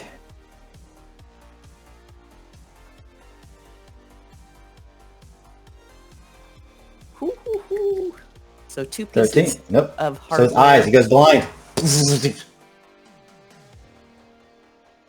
Ah! His hands, he drops his gun. His hands scope over his eyes. God damn it! He seems to be talking to himself. Get up here! Yeah, the Switch grins to herself. Well, I guess he did have some cyberware. Duger. Well, Preston was told to shoot him. Does he try to shoot him? Yeah, you can shoot him for sure. This is kind of a So he'll test get of in- loyalty. Oh yeah, he'll fucking shoot him. That's a miss though. That's fine. Digger would have Victoria go and actually, I guess she could move probably. What does she move? Let's see. I think it's 4, so unfortunately. Yep. So she's 4. gonna double time over there. Oops. Oh, you can move her, right? Yeah, You yes, move I her. can. I was just okay. Yeah, so she's gonna run over there, and then next turn she'll try to cuff him. Duger is going to. Can I like overwatch an area? He's gonna move 1, 2, 3, 4, and overwatch this area right here. Ah, perfect segue. Argon's gonna skip his turn as he's just kind of like, oh, eyes. And Duger, you hear just boom, boom, boom, these heavy steps coming up the steps, and then this monstrosity just pokes its head over this thing here. First, it almost looks like General Grievous, fucking 4 arms and shit, right? Mm-hmm. Two of the arms are holding like just these big pop-up shields, and the 2 other arms have this giant grenade launcher with a undercarriage like shotgun barrel.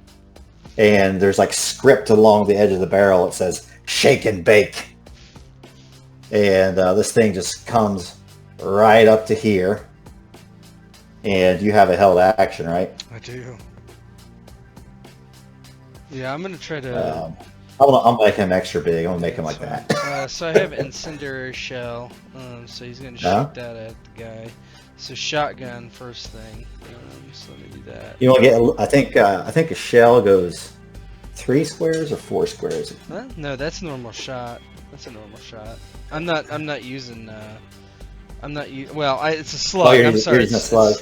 You're a slug. Okay, yeah. But can I do that actually with incendiary? Let me look. I don't think there's a difference in the range. There's a difference in the spread, right?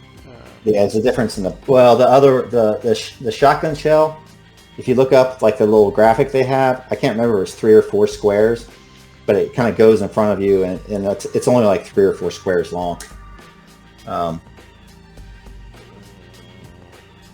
Yeah, like there's like shotgun. If you type in the rules, there's like a little graphic that shows you. I'll show you. Save image as shotgun. I'm just gonna. Well, throw I'm it not up gonna on get the... that close, so I'll just shoot him with a normal one then. Why don't you want to get close? Because I'm not dumb. There he goes. So That's like a shell pattern. Okay. Yeah, I'm just gonna shoot the shotgun at him.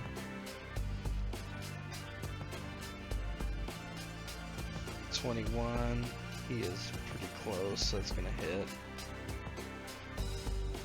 Yep. 19 damage. Yeah. 19 damage. So it basically, what happens narratively is it just obliterates one of the shields he has on one of his arms. It explodes, and the rest of it doesn't even get through his armor. So one of those things is down, and he just starts to walk towards you like a big nightmare, Friday the 13th style. And he's going to roll his initiative, and I'll insert him in the next round. 14. That's not very good. No, he doesn't sound very speedy. Yeah, it's not very speedy.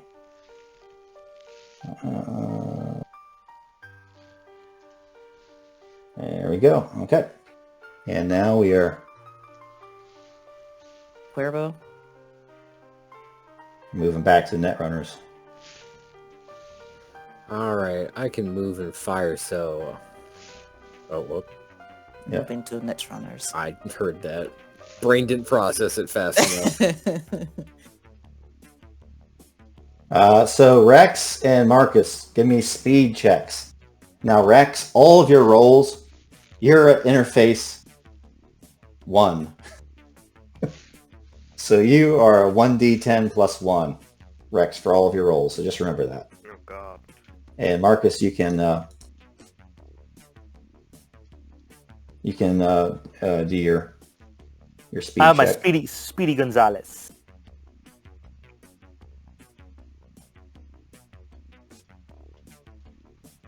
Sections 2.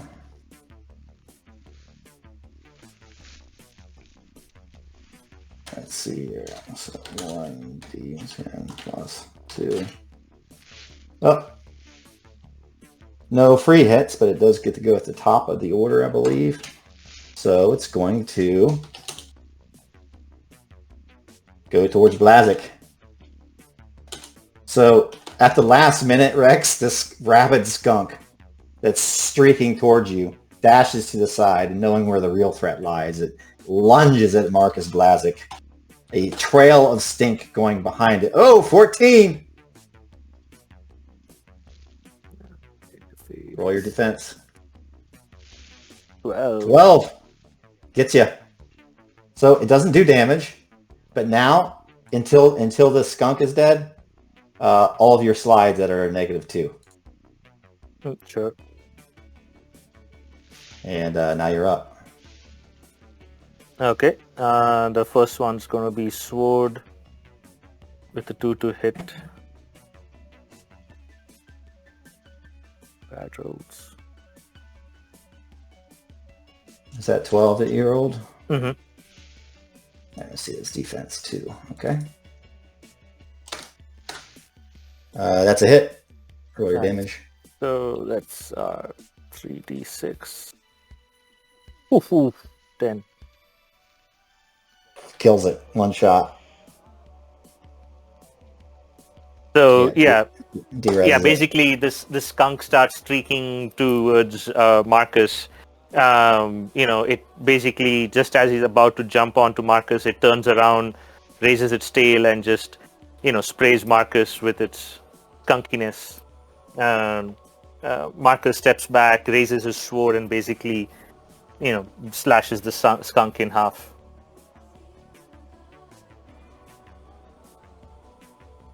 Rex, what are you doing? How you reacting? It's a fucking surreal experience for Rex. Like all his stuff with Netrunner or cyber stuff has been probably BDs for the most part, very little. And so he's watching Marcus as God fight an animated skunk, and it's like an acid trip to him. He's just looking like dumbfounded. Speaking of acid trip. Is this what it's fucking like all the time? Like, what even was that? Just a program manifesting itself, Rex. It is like this all the time, but this net space is so much more. It's never ending. I feel different here. And as Marcus flexes his, armor-bound muscles, you almost feel like the net flexes itself in return. You look different. I feel different. I mean, this is your playground, man. I'll follow you. People, look out, Rex. It's not the same as the regular net. Topside. You might see some tech here. Maybe you might know how to interact with it. And the last time I did it, I got too close and fried my brain. Didn't remember much and woke up in Night City. 3 years gone. 3 years gone. 3 fucking years? You touched something and went out for 3 years? Yeah. Sometimes the truth, Rex. It can free people, liberate people, start a revolution. But sometimes the truth just fries your brain.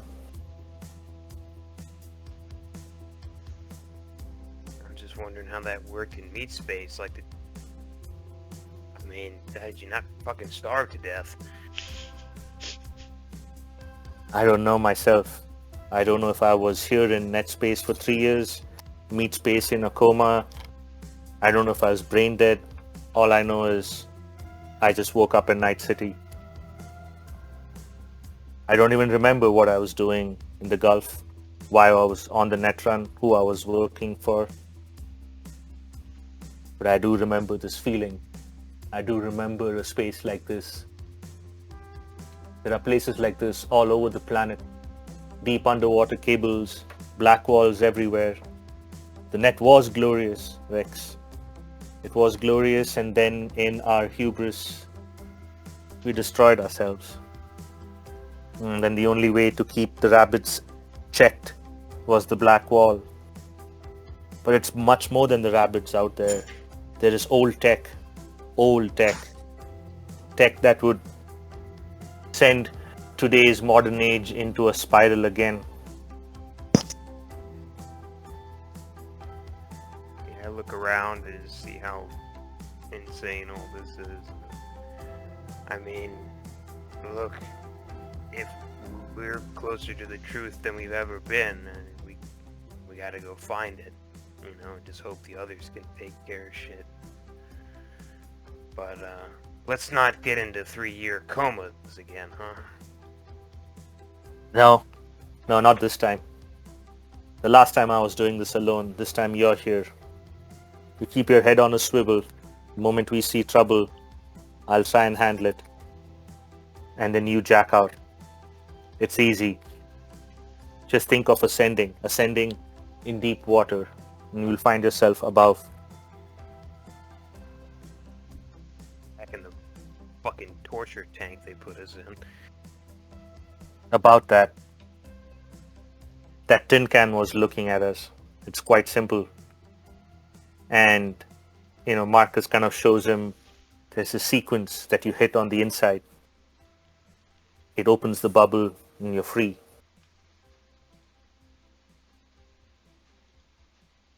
Alright. Well, I mean, if shit goes bad, sure, but let's try to just not fucking die in here, get the truth, and then do whatever we're gonna do with it, you know? Certainly. Not before I have my fun. And whatever fun you can find in here. It's cool, but I mean that, and he points at the bisected skunk that's probably like falling apart into data modules and that.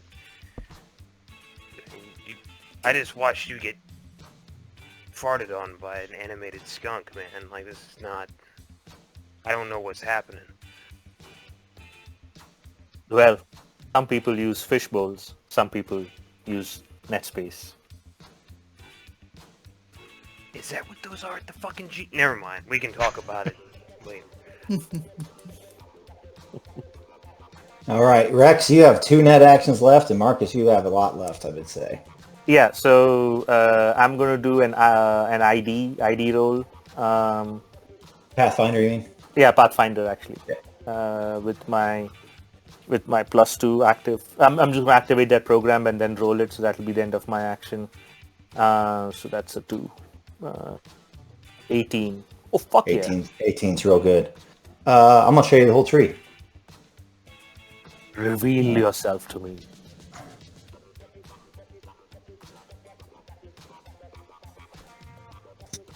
So, it's a branching net architecture. It's locked down pretty tight on the next level with the password. It's 10. There's some file down there. There's a control node.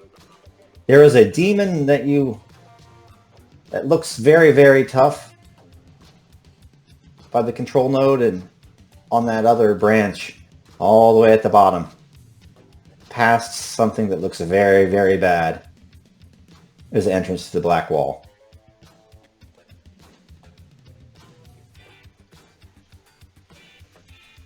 Oh, those are all my actions.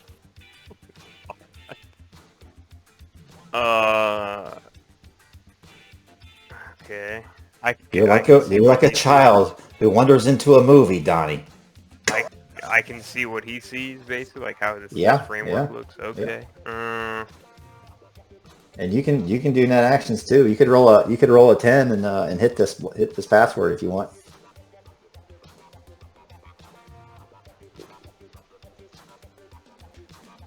Yeah, fuck it. Let's try to back the nothing ventured, nothing gains. This is like a backdoor thing, basically trying to pass through. Backdoor. Okay. And you have luck. You have luck points too. Remember. I think we're gonna. Well, you know, there's something I see here that I think I'm gonna spend a lot more of it on when we get there. So let's take our time. Right.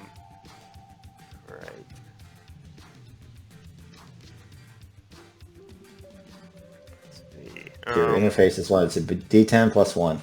D10 plus 1. Okay. I don't have a button for that, do I? Yeah, it's probably like a dice roller button if you want to use that, but. No, I'll just be 10 plus 1. Yeah, so I'll try to backdoor his password.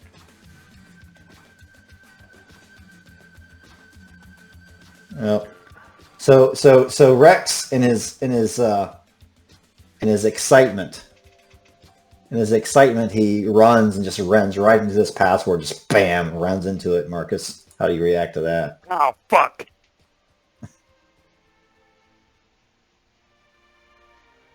It takes time, young grasshopper. It takes time. And we move back to topside here. So gunshots are ringing out as the sun is rising in the east. Victoria closes on Argonne, and the 4 other fighters are faced with this monstrosity that has made itself present at the top of the wall. Cuervo, you're up. What do you do? I'm gonna move back and then do a little auto fire on this bad boy. So I can do my movement and then fire. Mm-hmm. Yep.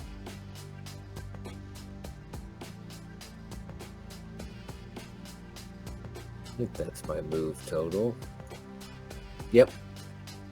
Yeah, he's gonna do a full auto. Let me switch that over real quick.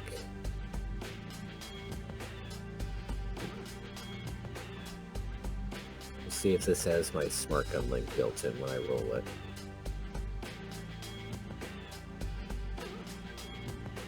It does 19. not. Oh, yeah, it might.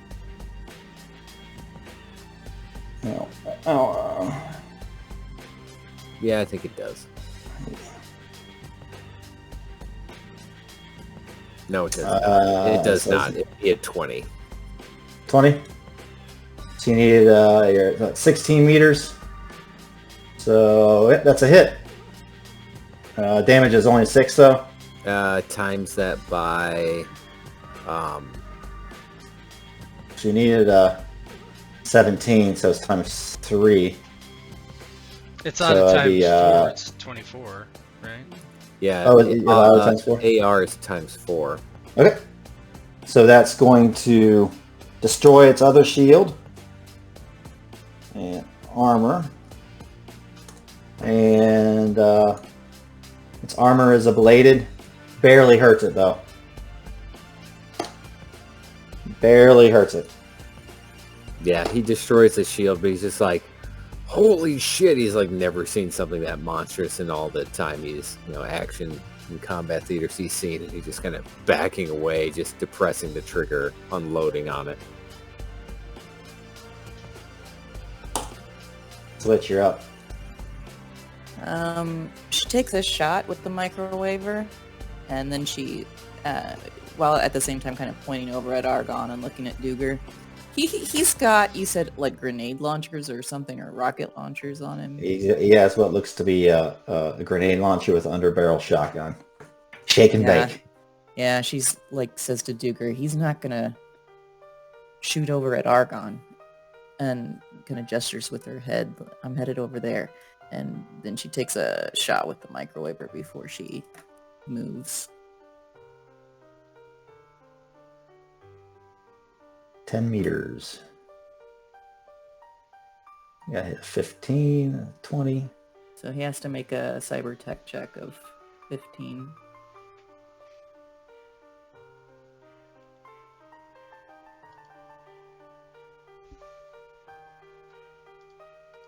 Ah, he made it. Nope. Remember, he has to beat it in this system. Oh, yep, beat it. Yep. Okay. Yep. Let me see here. He's got a lot of stuff.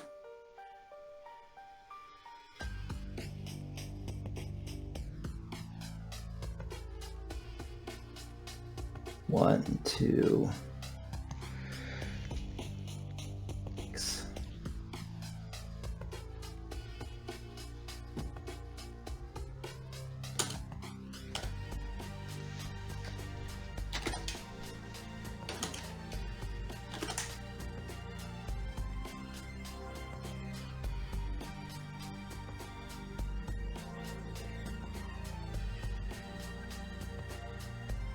About as far as I can get. It didn't give me my... That's not the right roll. Oh, he rolled a 2. That's why it is. Yeah, that's the right roll. Alright, 4. So 2 of his cyber arms go down. Tell me what that looks like. It's the ones holding the shields. Yeah, she snaps off a shot, kind of slinging the microwave over her shoulder as she starts to move. And it does hit him, and you see the electricity pass through his torso into his arms with crackling, and you hear the hydraulics kind of power down as the arms fall at his side. Duger, you're up. Preston is gonna shoot. We'll have him go first. So I can do that. 19, that's probably a hit. He is That's a hit. 13 damage. No Yep. shields. Yep. 1 gets through, though. Preston would kind of probably move up a little bit. Victoria, is Argon just kind of like laying on the ground doing nothing? Yeah, he can't see anything. He's looking around for his gun. Yeah, then she's gonna shoot the Moloch thing as well. 18, probably a hit. Yeah, I think that's where 10 where you're at, meters, it would be a yes. hit. 17 damage. 17 damage. So 6 we get through. So Duger's gonna move 4, 6 down. He's gonna shoot with a shotgun. Damn. Only 13 damage. Yeah, that would hit with a slug. Yeah, That's a hit for sure. 13, but 3 gets through and it ablates his armor. Yeah, there's just a hail of fire from the 3 of them. Ping, ping. And it just, doesn't get much through on it, but No, it doesn't. And he kind of swivels around towards where Switch and Argon and Victoria are, and he's gonna shoot his grenade right there, which would be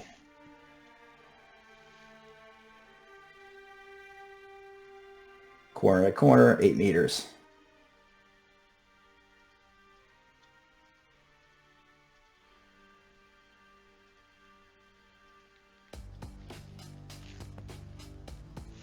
$23. What can you do? Do you dodge? You can dodge. Mm-hmm. I'm gonna try to evade. I can't dodge. It's basically it's a it's basically a 3x3 square with it centered there. Okay, I'm gonna add my 6 point of luck to this.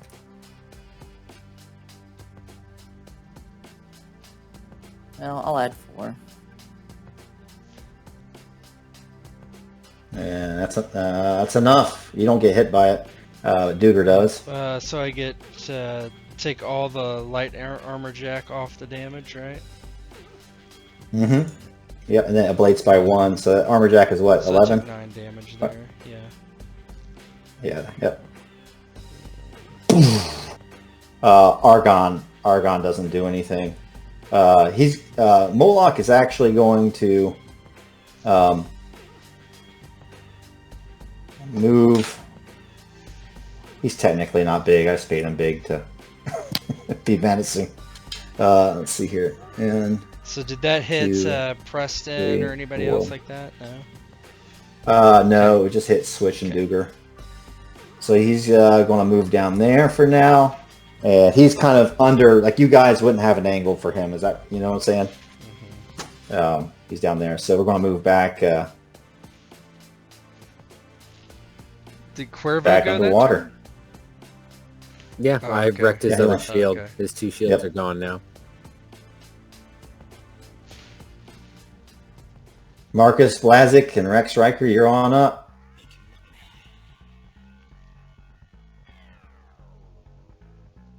Oh yeah. Power up my worm. 1 action. Mm-hmm. Break the lock. 2nd action. Oh! Ooh. Fail. You only get 1 shot per.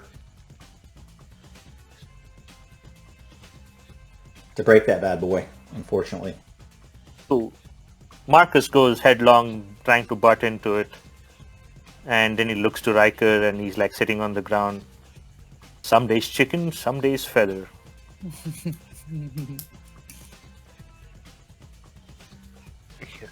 Rex looks at Marcus like, what the fuck do we do now? We just sit here and wait. I mean, what else can he do?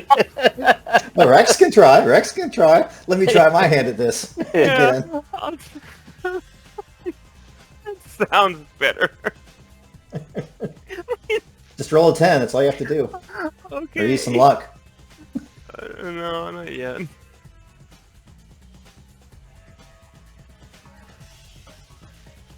Just. What's it look like? Yeah, Rex is trying to fuck with this wall or whatever this shit is that he sees. And he's like looking at Marcus. He's like, "You do this shit all day? This shit's fucking hard. I would rather be just. I don't fucking know, man. Like, As you guys do that, that's when the rocket launcher the grenade launcher goes up off stairs, and like your bubble kind of shakes a little bit, sloshes you around. So like, what do you make of that? I think shit's going bad. We kind of, whatever tricks you've got to do this shit, I don't know what the fuck we're doing. Why don't you go back up, Rex? See if you can free Alpha and send her down here. I think Switch, Cuervo, and SW are here. Let me handle the rest of this. And Marcus looks to Rex and then kind of like does a shadow punch. And it almost feels like Rex is kind of going out of net space back into the bubble. Are you going to use your band hammer on him or some shit? No. You should. Rex You is should. just about to ask, "Are you gonna be good?" and then gets just fucking punted, I guess. Like, So you get booted. You get booted without warning, and you are back in the pods, right? You're back, like the water's draining out of this thing. You start to cough and sputter, and you've never been jacked out. You might have been jacked off. You've never been jacked out neither one of so those. abruptly. Give me resist torture or drugs with the DC Oh, shit. of 17. Ooh. Uh-oh. I'll look at luck now.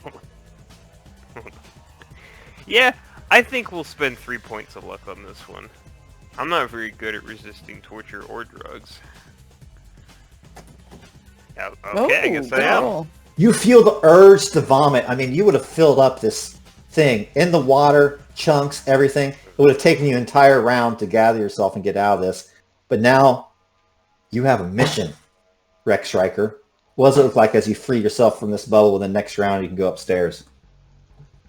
Yeah, it's just he just starts just trying to punch in the sequence and get the bubble drained out, washing the water just like a bathtub or sink. Yeah, your stomach slowly settles. The world stops spinning. Like trying to And take it all in. You're spilled out of this bubble like out of a decanter. It fucking slides across the floor. And this is he slaps his face. He tries to slap the parts that have skin because he's not feeling too much on the skull part. He's like, fuck. Okay. Alpha. Then fuck whatever they're doing upstairs. Okay. And he gets up and he starts heading up. We're back up top. Cuervo, your turn, buddy. So as the thing kind of ducks down along the stairwell there, Cuervo's going to just kind of like fast walk. And then just kind of hold action, waiting for it to pop its head up. Switch. So it's not visible right now? Nope. Okay.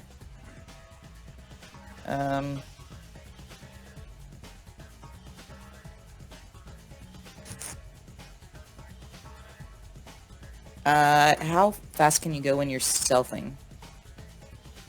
I'm just going to say half. Okay. Let's see how far I could get then. I don't know what the rules say. That's what I'm going to say.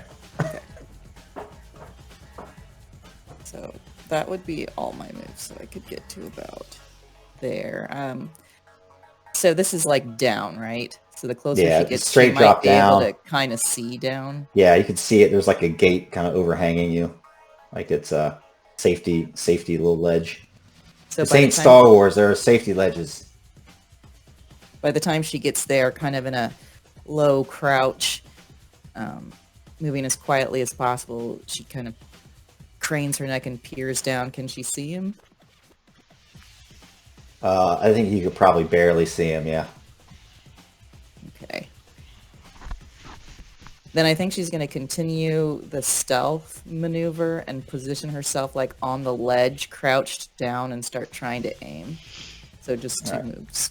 All right, give me your stealth. Body stealth. He gets a 12. Ugh, but I don't. Nope. No, that's all. I think it's the fumbles only on attacks, isn't it, Cuervo? Yeah, he sees you up there. Correct. You're getting too close, sweetheart. Doogie, you're up. Okay.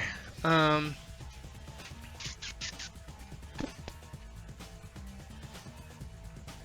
let me look at something here.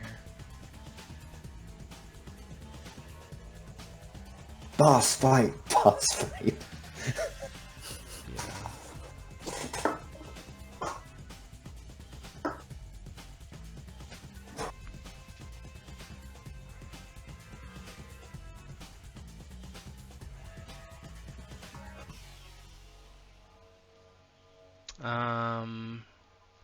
I'm gonna take 1, 2, 3, and I'm gonna throw a flashbang down there.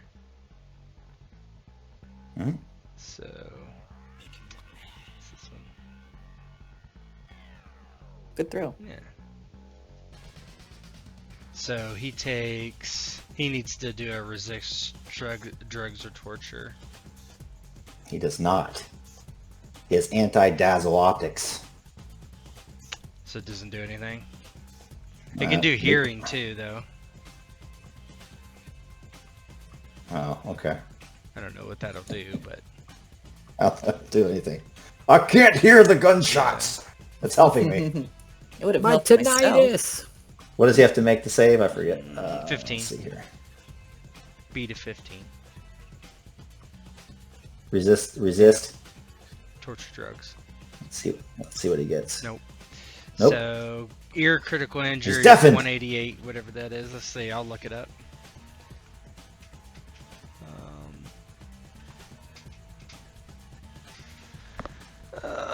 It probably has a perception. Yeah, probably. Let's see. Ear. Damaged ear. Whenever you move further than 4 meters on foot a turn, you cannot make a move action on your turn. Next turn. You take a -2 on perception. So, It's not bad. So he throws a Alright, flashbang so, down there, just like a boom, and just doesn't do anything to his eyes. But You see him switch, kind of as you're peering down. He's like pressing some buttons in his arm, and another shield comes out. Let's see if he can do it. He needs to do like Cybertech.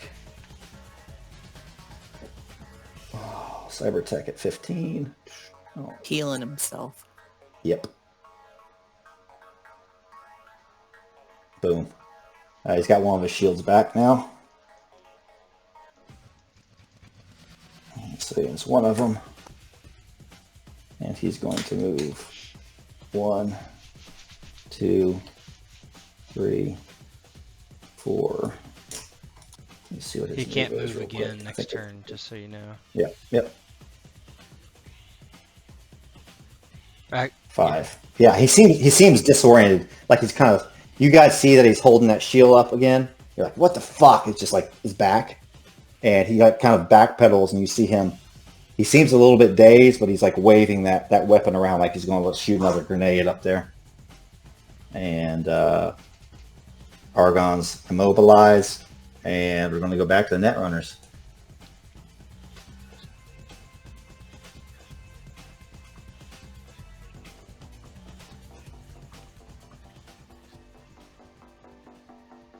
Let's try this again. I'll do Marcus first. Boom! Got it this time. Nice. He's gonna go down to this level. Copy. Is that files? Yeah, it's a file. It's heavily technical that you can see. You don't know what the contents of it is, but it looks like a bunch of technical specifications. You might not be trained enough to figure it out. I think Rex probably is.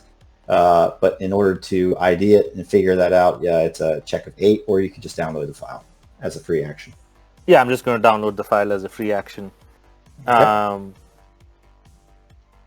And then that's the demon. Why don't you give me just an electronic security check? This does not count as part of your as an action. It's just to figure out. Oh, wow, that's really good. So again, you can't understand all of it, but you know enough that this is the technical specs that is going to allow you guys, if you got Rex down there again with you, to break into the wall, break through the black wall, and do whatever Argon was getting ready to do. You still have you've only used one action so far, so. Yep. Yeah, so he's gonna... Demon of Moloch. Yeah, he's gonna go down here and see the demon and smile at it, and then use the other 3 actions to boom. First one is a sword. 18.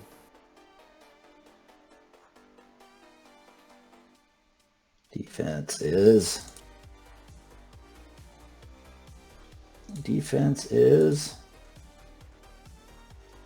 not written down.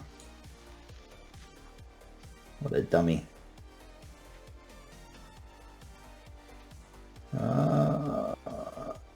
Hang on 1 second. Give me 1 moment.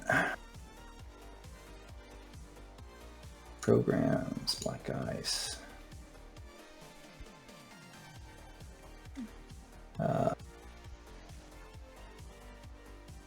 Oh, it's a demon. Doesn't have a defense. Fine.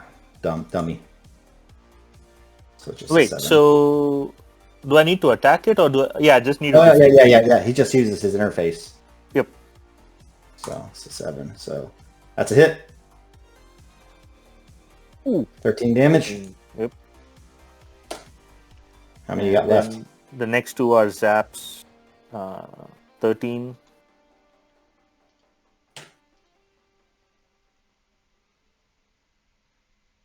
$13 versus 15. Nope. And the next one is 11. 50. Nope. No. And he uses one of his actions to continue to control the node. And he's going to zap you. Let me see.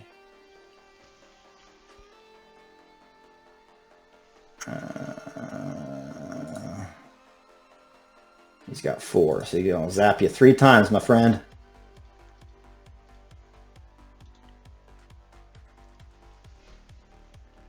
First one's 10. Miss.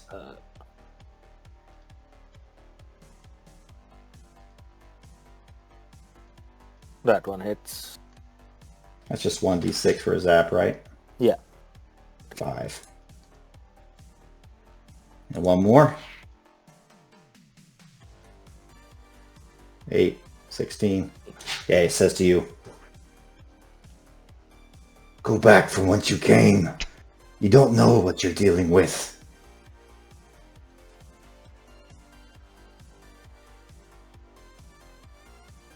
Marcus just looks on. You're a program.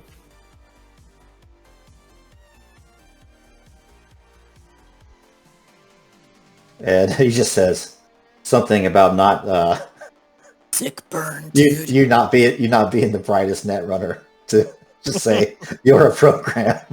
No shit. So if he chooses Ghost, you can be rolling towards the top of this. I'm going to get Alpha, actually. Yep. Oh, yeah, Alpha. All right. Marcus could probably use like help that isn't a fucking child in the net space. So he's not there anymore. Yep. So you run up top, and Alpha is there, still kind of flickering, plugged into some sort of apparatus. You don't know exactly what it's doing. So what do you do? I want to identify. I try to do my best to figure out what this apparatus is about first before I do anything. Because you don't want to unplug someone from something you don't know what it is. Yes, give me a cyber tech. Okay.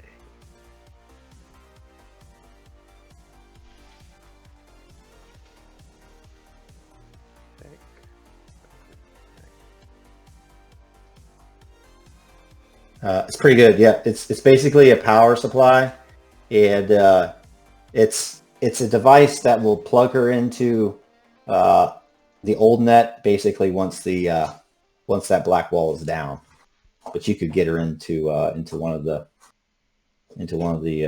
net running pods if you would like.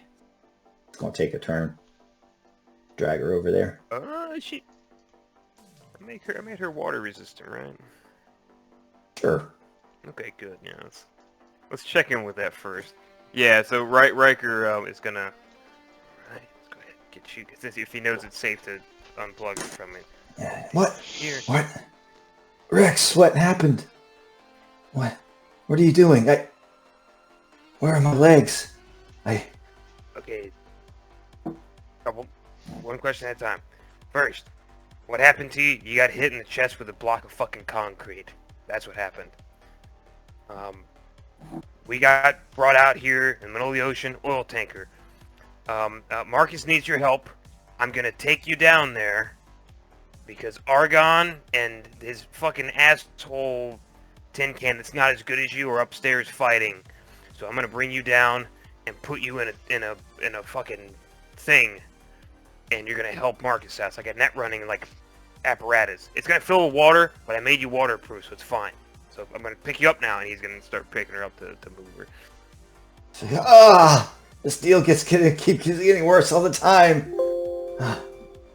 It's fine. It'll get better. But Marcus needs your help. Switch. She answered the call. Yes. I think. Unless other people are fighting upstairs, but I don't want to be where that big fuck is. I'm gonna take you where we're doing stuff. And he'll pick her up and he'll start bringing her down to where the pods are. That fades out and we're back up onto the combat map.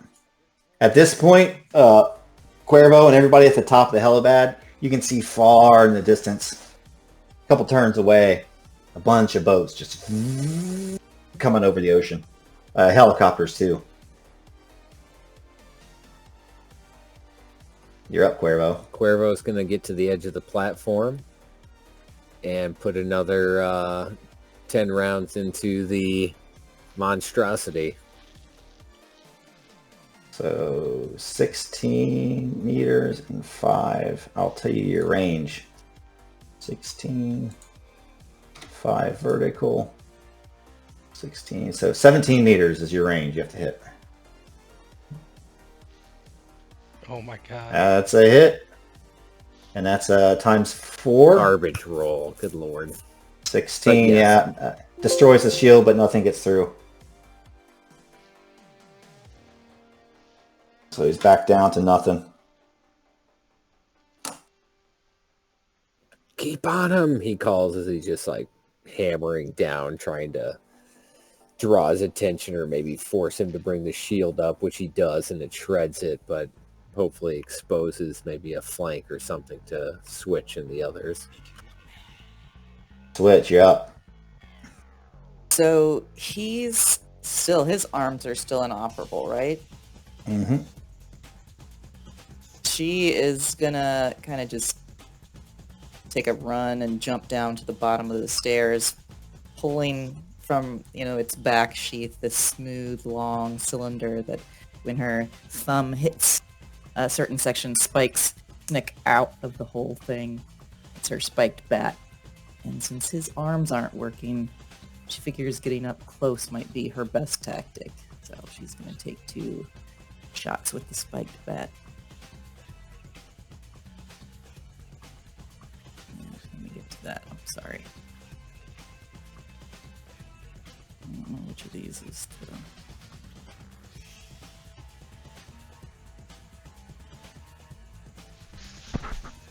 Did that go? No? You have the batch is on your sheet. There you go.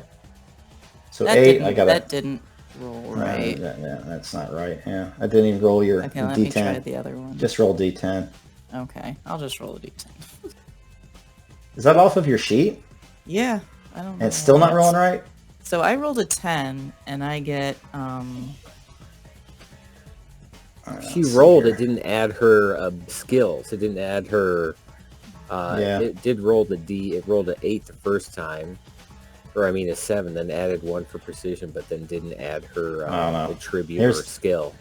Melee weapon. My melee weapon is level 8 plus my dex, which is 8. So it's plus 16 plus my plus 1. So your first would that be the 19? That would hit. Because he rolled a 19. Alright. Just roll a D10 plus whatever your modifiers are. I have no clue why the sheet wouldn't be working. So it's 12 for the first one. 12 damage? Mm-hmm. Does that add like a plus 3 or something? I don't think So so. I think it just says 3d6.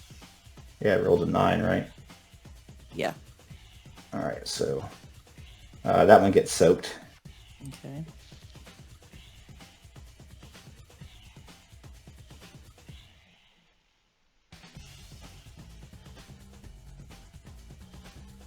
So that one's going to be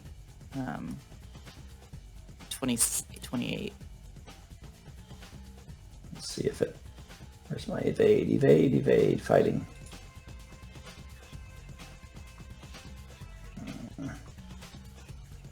What was your attack roll in the second one? 28. That would hit again. So how much was damage then? 14? Mm-hmm. Alright, so that would definitely get through. So that goes down to 8. It actually avoids half of it, so it would do 10. That was actually a pretty good hit, so what would that look like? Yeah, the first hit, it just kind of clangs off of a heavy plate, and she takes another tack, aiming more toward the lower torso, and feels the spikes dig in, pulls them out, kind of trailing, sparking wires and links that she kind of ripped free from its torso.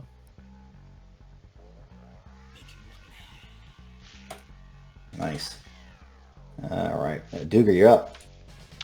I'm gonna move 2 this way. Can I move out on this? Or is that like... Yeah, I can't tell if it's vertical or horizontal. Where do you move? Can I move 1 more this way? Well, no. She kind of ran and jumped down off of this thing. This is a horizontal. If you guys have ever seen a helicopter landing pad, they have these things around it, so stuff doesn't fall off. Okay, I did. Okay, that's fine. Yeah. So you have to go around. I'll shoot him. That's fine. With shotgun. Slug. Crit. And 22 damage. Oh man, that's good. So we got a crit. Mm-hmm. So that would do.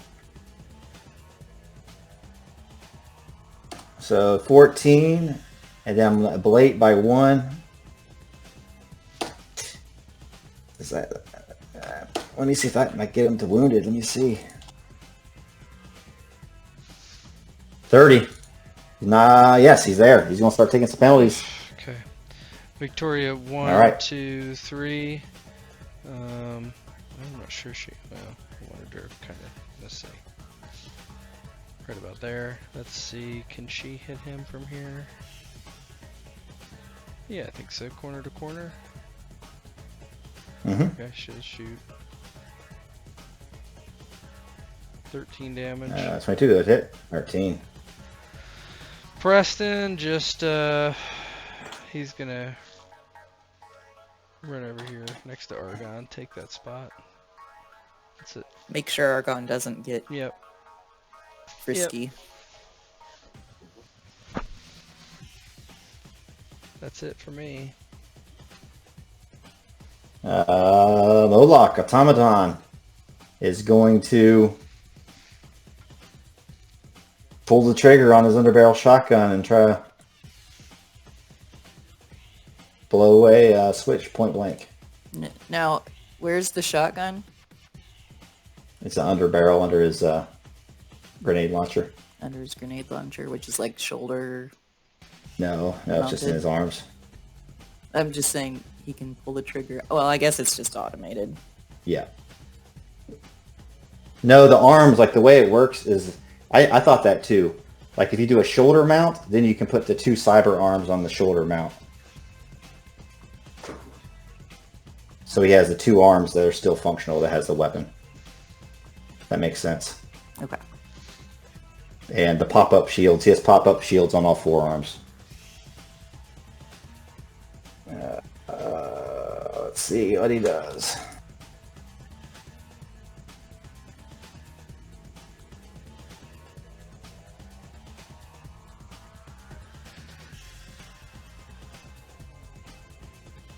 Uh, 18, I'll be able to dodge that. Hopefully. All right. Yep.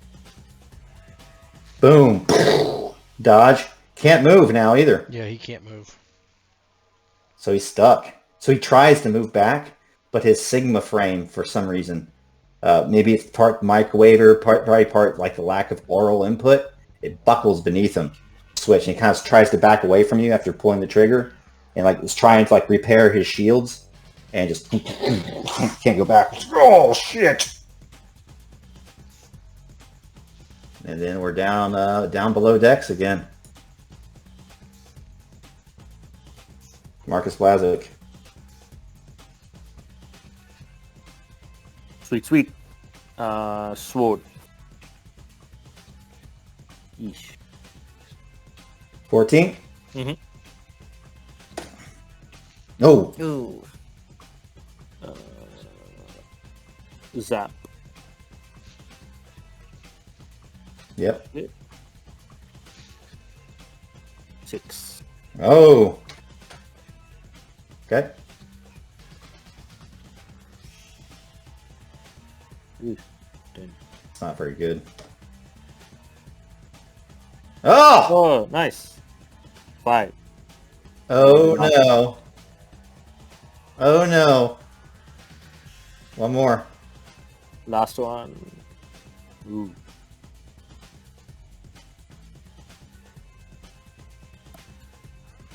Dead.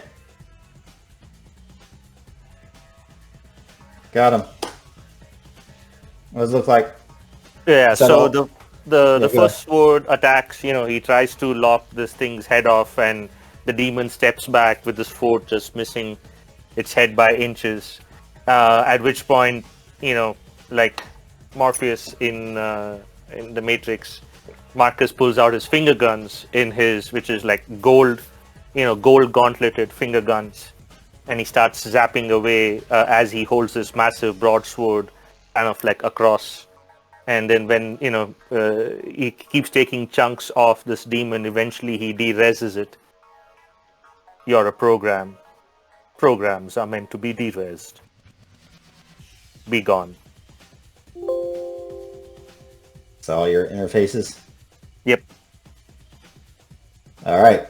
We have we're back to Rex here. As he throws Alpha into this pod. You throw Alpha in there and the water starts to fill up. Kind of that second nature. She starts to put in the breathing apparatus, reaches to her right, grabs the interface plug, sticks them behind her skull, and you see her kind of lose normal awareness as she pops into cyberspace.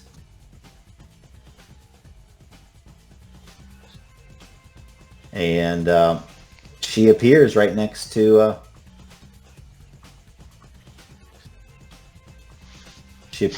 Blaze. Whoop. Hello there.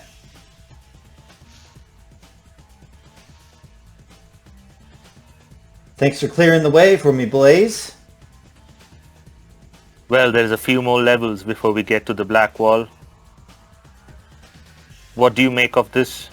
And he kind of hands over the data from that he kind of read. See if you can crack it while I figure out how to crack that password. Sure thing, I'm on it. And you see her start to process this data. Rex, what are you doing now? Fuck, that's the question, isn't it? I guess nothing else for him to do at this moment. He's gonna look for a gun or something that he can find, and he's gonna go up there and start. He's gonna try to creep up on his kidnappers, I guess. Do I find my shit anywhere down here if I go up a floor?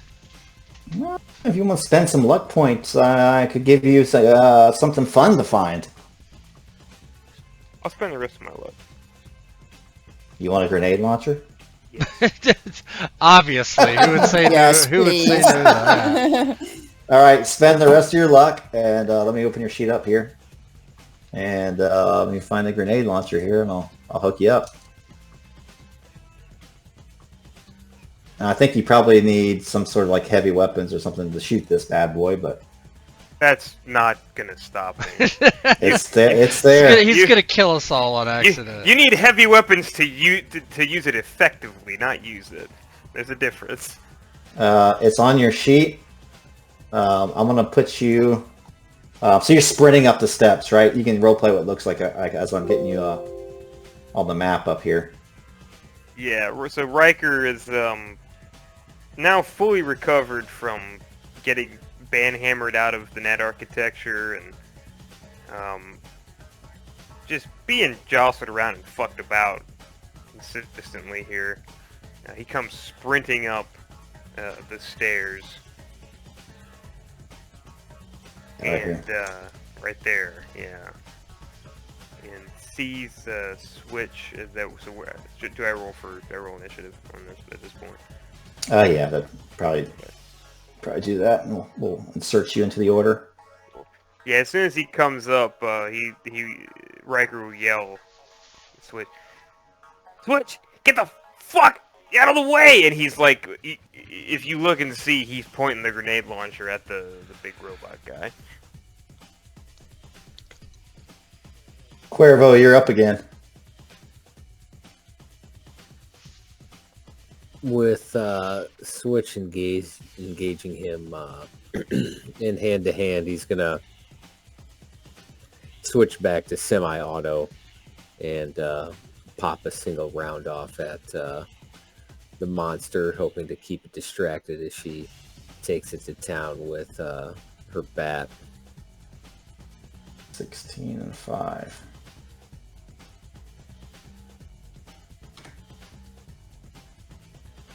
$17. Oh! I'm not even going to try a dodge. He's not going to beat that. That did terrible damage anyway. 13. It's not going to be enough to kill him, but...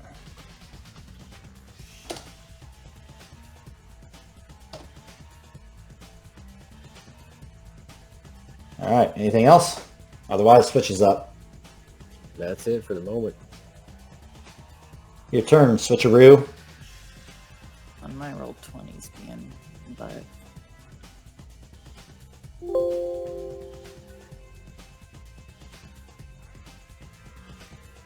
everything's going super slow.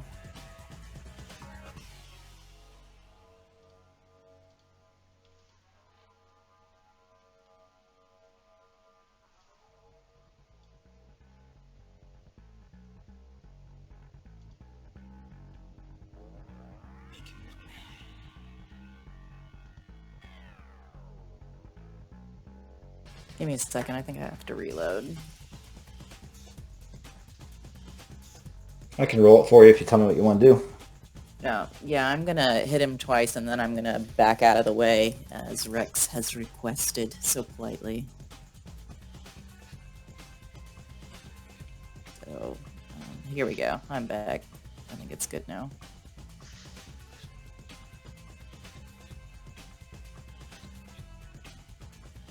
So I can open the sheet. I think I fixed it.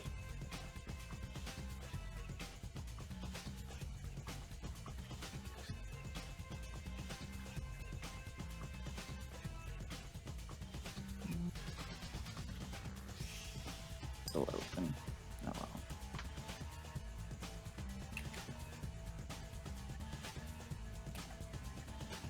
I'm sorry, that was the wrong control.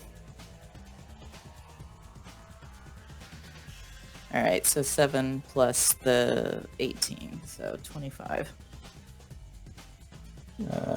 25.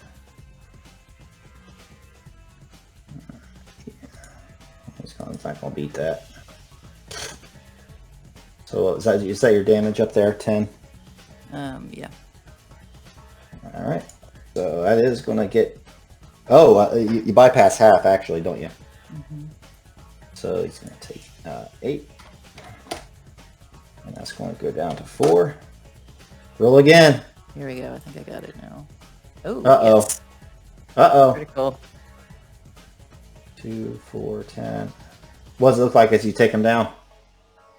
Yeah, she glances over at Rex and she says, "Don't sweat it, I got this," as she's pulling the spiked bat free from sparking innards, and she kind of does a 360 spin, getting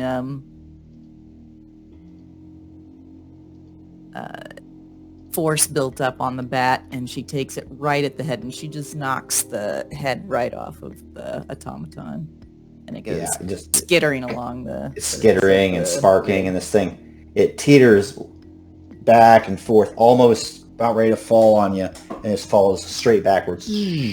Crash. Rex sees it, and he has the grenade launcher. He's like, "Good, because I've never used one of these before." Oh, she says, "I can show you how later." Then she starts marching back up the stairs. Cuervo Where's You're welcome. shoot, where's Marcus? She's like looking around like he's gonna pop up. He's down. They put us in these fucking bubbles. He's down there with Alpha, trying to, crack the black wall or whatever it is. He's trying to do what? Yeah, he's trying to crack the black wall. He wants to find the truth, is what he was saying. Fuck, so I don't think that's a good idea. he was pretty dead set on it. Can we bring him up?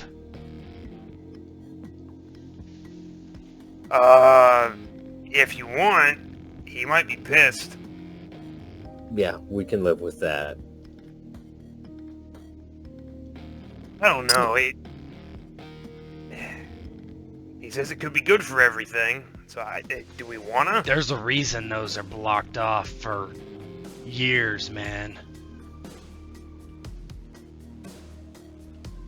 Look, I mean, I'm not gonna try to stop you. And he has a grenade launcher still, but like I said, I don't know how to use this. You guys clearly know how to use yours, so... Let's go talk to him. And Switch kind of grabs Argon off the ground by the scuff of his neck and, starts dragging him with them. And I'll get your tokens lined up so I can grab them here. Can I see that guy before you drag him too far? Have at it, she says, just kind of drops him. I just spit in his face. Yeah, Rex was... Fuck you! Had us tied up, you prick! You see, he kind of looks up at you, but then, his eyes are unseeing. They seem to be burnt out of a socket. He feels a she big gives him splat in another his sap face. with the microwaver just to keep him out of it. How about I trade you this thing for whatever that thing is? And Rex is pointing at the microwave. Yeah, it's a pretty fun toy. And she hands it to him. I like it. Yeah, thanks. Here, take this. And he's going to give her the grenade launcher. I like this. Zaps Argon again.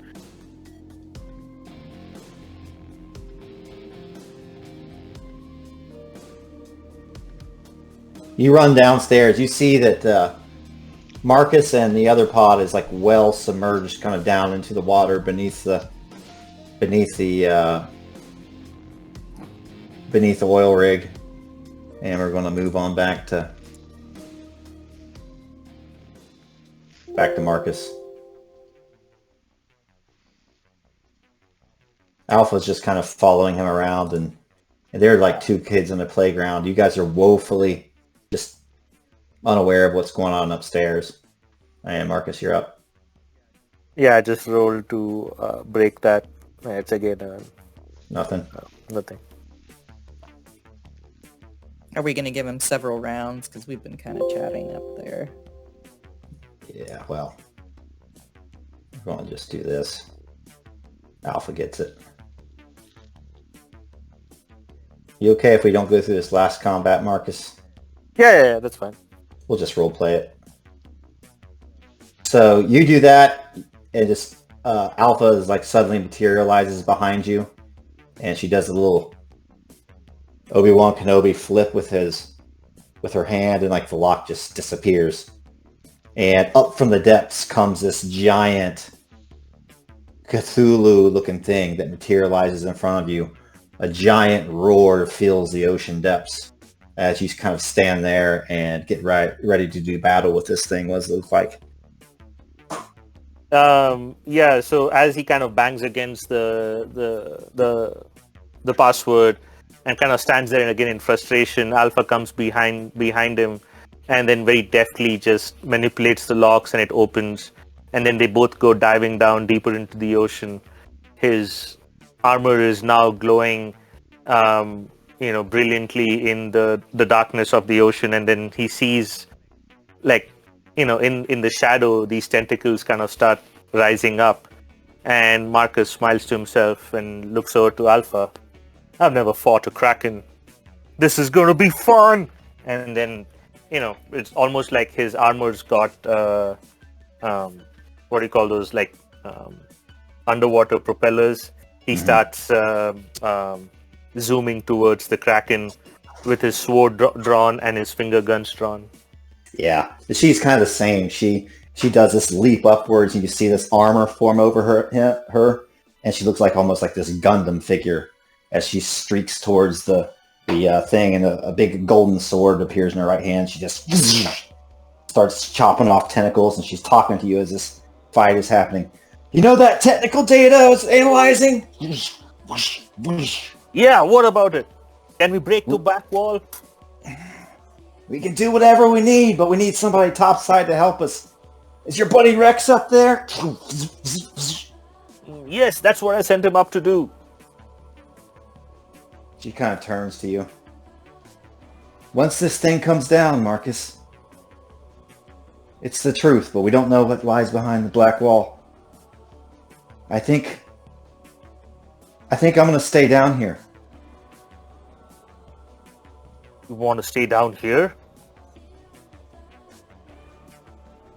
Really? Yes. It's where I belong, Marcus. I don't belong above ground. William, the man I was once in love with, he's not that man anymore. And I'm utterly alone. You're my only friend, you and Rex. And I couldn't ask you to stay. No, I'm not going to stay down here. I have other plans once I'm done with Night City. There's a place I must go to. Freedom must be brought there as well. There is a king lizard who's living there for years and eons. I must overthrow the next lizard.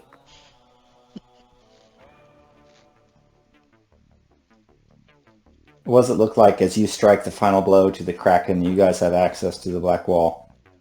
Yeah, so Marcus, Alpha is kind of chopping away the tentacles and the Kraken is fighting us. Marcus eventually puts the sword in front of him and just flies like a missile towards the center of the Kraken, and then just impales himself, into the bulbous head of the Kraken, and then just, as soon as he's kind of inside, he just starts causing this Kraken to disintegrate and de-res around him, and it just becomes like this blackish ink that just starts dissipating back into the ocean.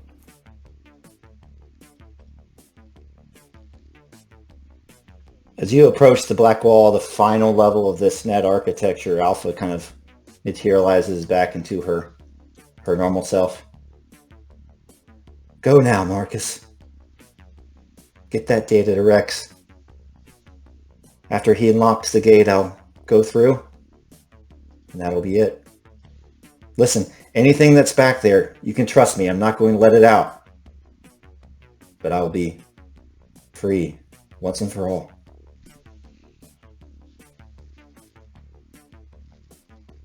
Very well. It was fun dancing with you, Alpha. I will give Marcus your regards. But what about your physical body up there? What do we do with that? Will your entire transference take place?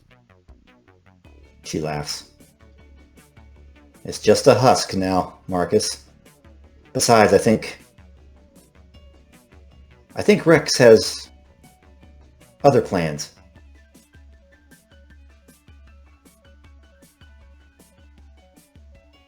With that, Marcus just looks at Alpha, looks at the black wall. I would have liked to know the secrets behind the wall. But no matter, something tells me I will see you again. Gives you the head nod as you head back up. With that, Marcus heads nod back and starts zooming up towards the surface of the ocean. And then it kind of in synchronicity, the pod also starts rising back towards the deck from where the pods took off.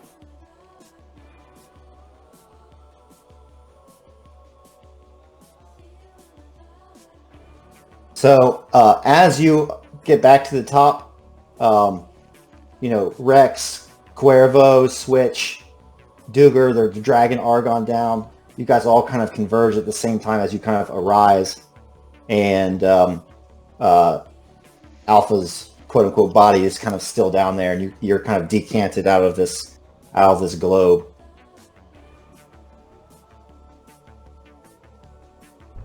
Marcus kind of pops out and kind of coughs a bit.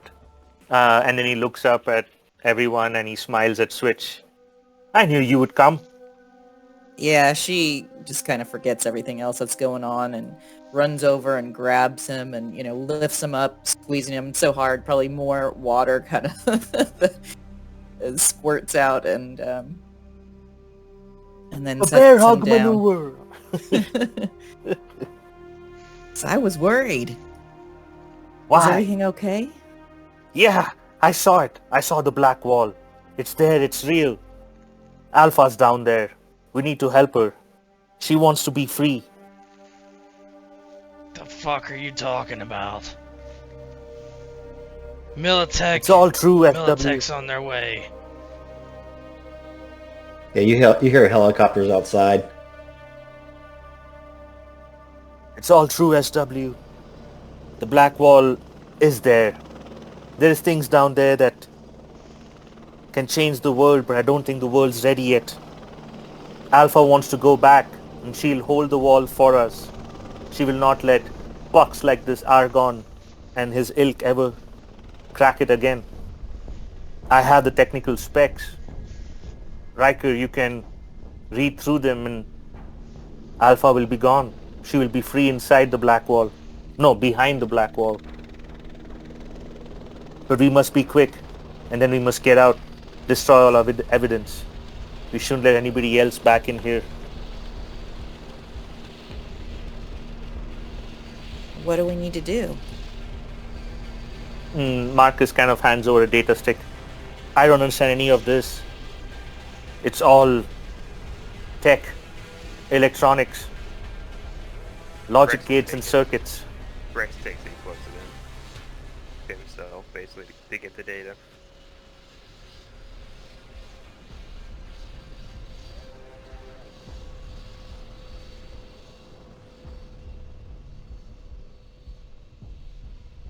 I'm sorry, I missed something. I was fucking around with the sounds.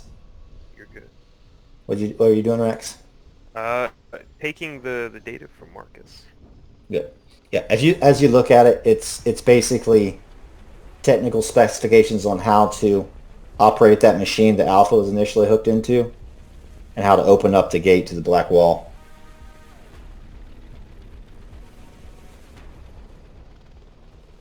Dude. Does Rex think he could do it, or is it gonna be better for a net runner? Oh, it's a technical thing now. Okay, Yeah, yeah, that part's done.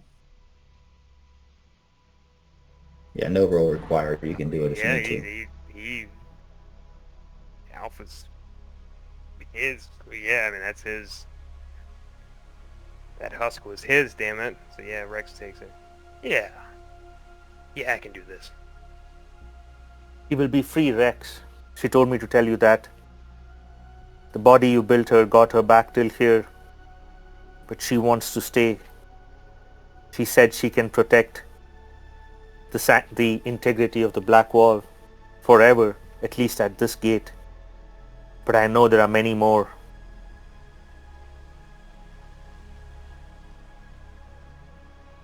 If that's what you want to do, man. That's what she wants to do. Life finds a way, doesn't it?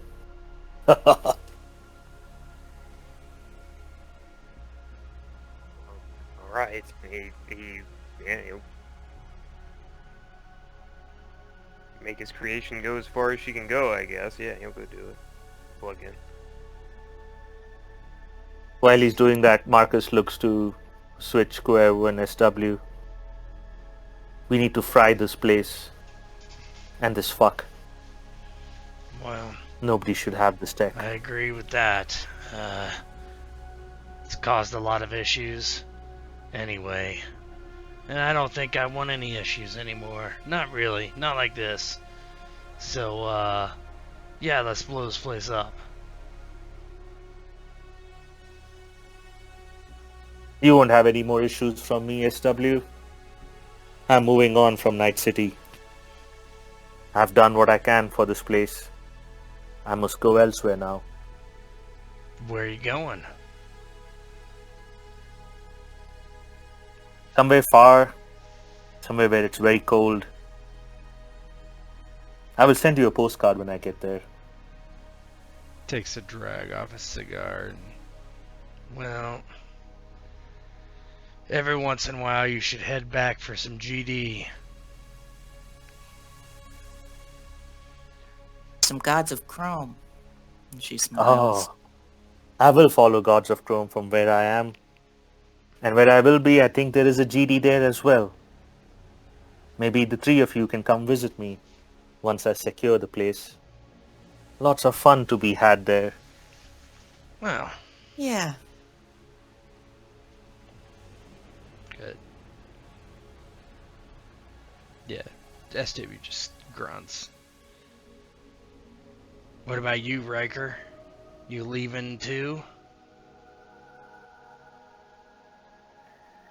No, no, I got stuff I gotta take care of here. Maybe I'll go find Blazek whenever I'm done, but, I don't know. This is home. And I got, more things to make. If you ever need a little muscle, Rex, she kind of flexes and slaps her bicep. I owe you one or two.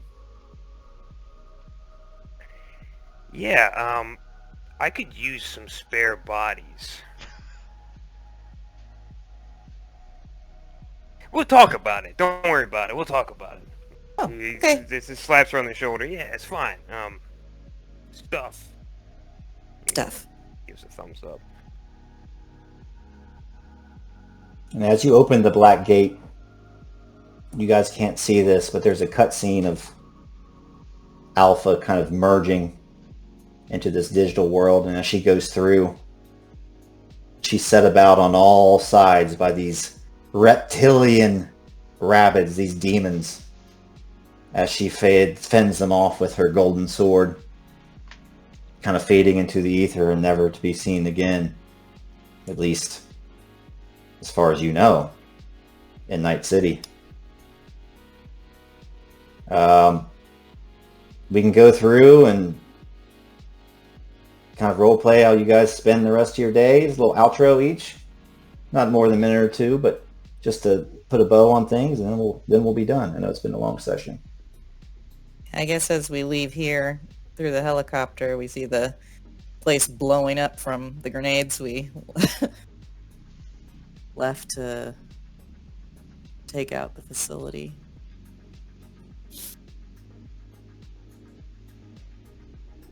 I don't know. Switch, probably see a montage of her on being televised, going on tour with Gods of Chrome, traveling here and there. You know, occasionally you see her friends, you know, out in the audience. You know, she definitely would have kept touch.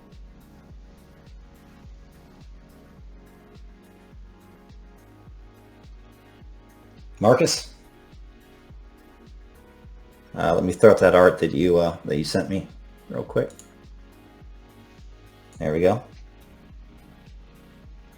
Yeah, I mean, months later, all of you guys receive a postcard, and at the same time, like the thing kind of pans over, there is a bus making its way through the red square, and in that bus there is two familiar figures, Tweedledee and Tweedledum. They're all excited about how they got this free ticket to come visit Moscow from an unknown benefactor, unknown friend. And the bus is kind of trundling along, and it's, you know, it's like an old Volvo bus sputtering like black fumes. People get on and off, and the two dumbs are giggling with new BDs in Russian.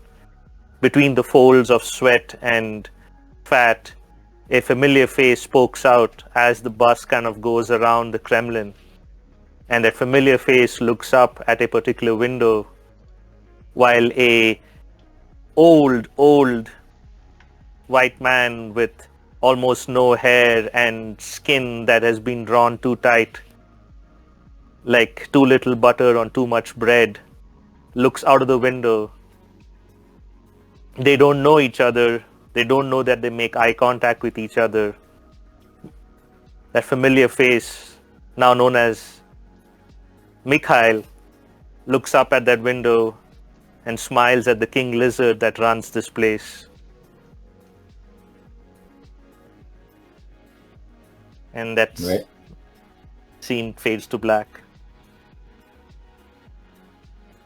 Mr. Duger? SW and his newfound riches in Beaverville. Switch visits him on occasion, and he leaves a room for her in his house, although she's probably gone a lot with Gods of Chrome, which suits him actually just fine for her to get away and kind of leave Night City and his work. He doesn't go on missions very much himself these days. He just orders Preston and the others to do what they gotta do and only gets involved when he absolutely has to. He uses some of his money, newfound money, and he buys a controlling interest in the Gentleman's Delight, of course. And the first order of business is to hire the greatest flashlight ladies in all of Night City. And pretty soon he's running the streets for the fart game. And on his on the side, and yeah, he just lives it up and tries to be careful, and he would employ anybody who he had used to used in these escapades, like Cuervo and Riker, who are back if they stay in Night City. And yeah, he just lives it up, being a Militech, not quite middleman, but upper management now. And that's it.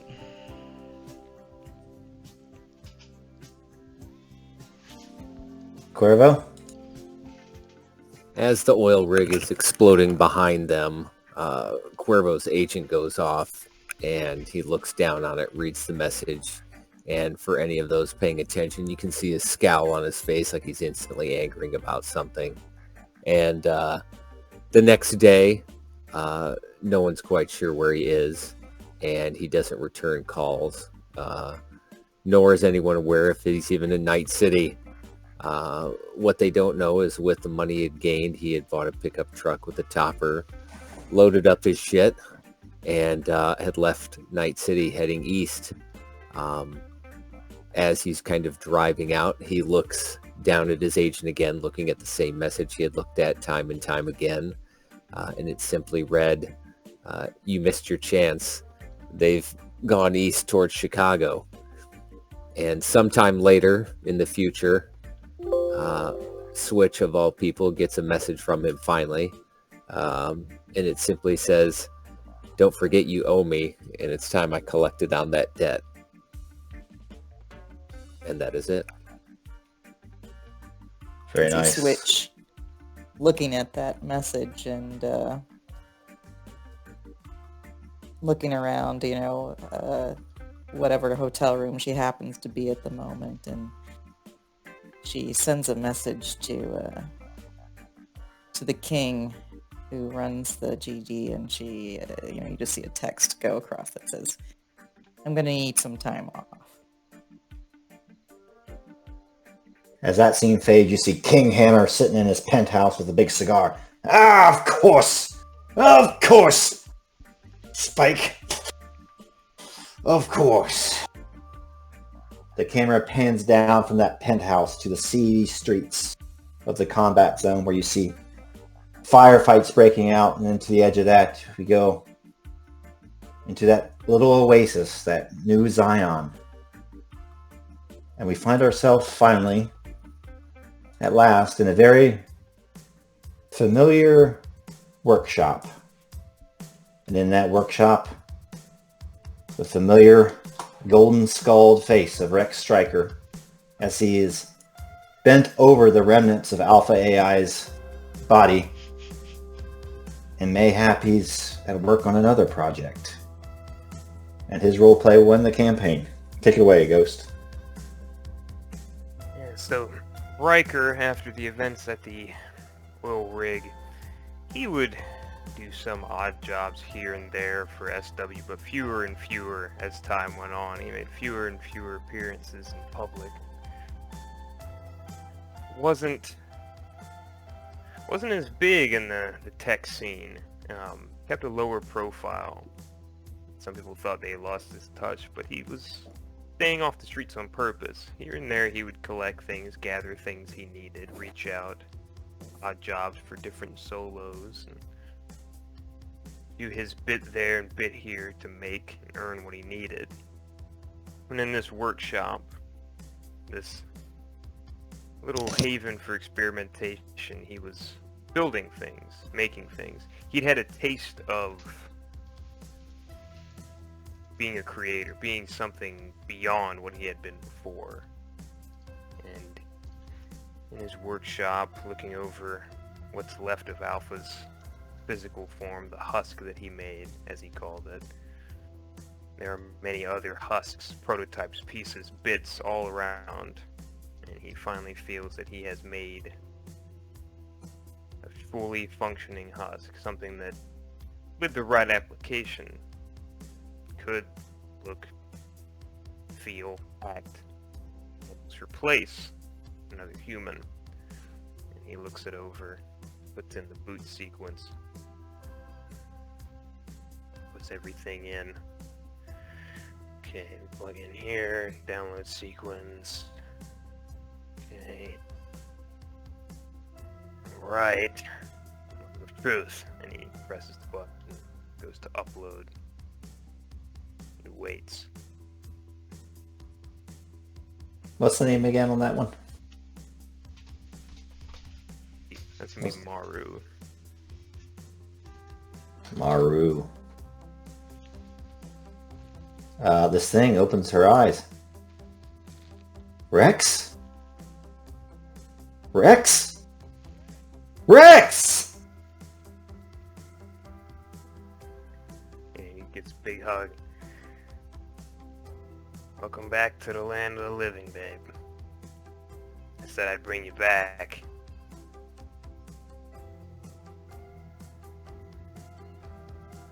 And she runs into Rex's arms. And if there's nothing else, we'll end the campaign. For me. All right. We lived. That was great, guys. That's it. Well, thanks, everyone. Thank you. Yeah, thanks. That boss got shredded. Great.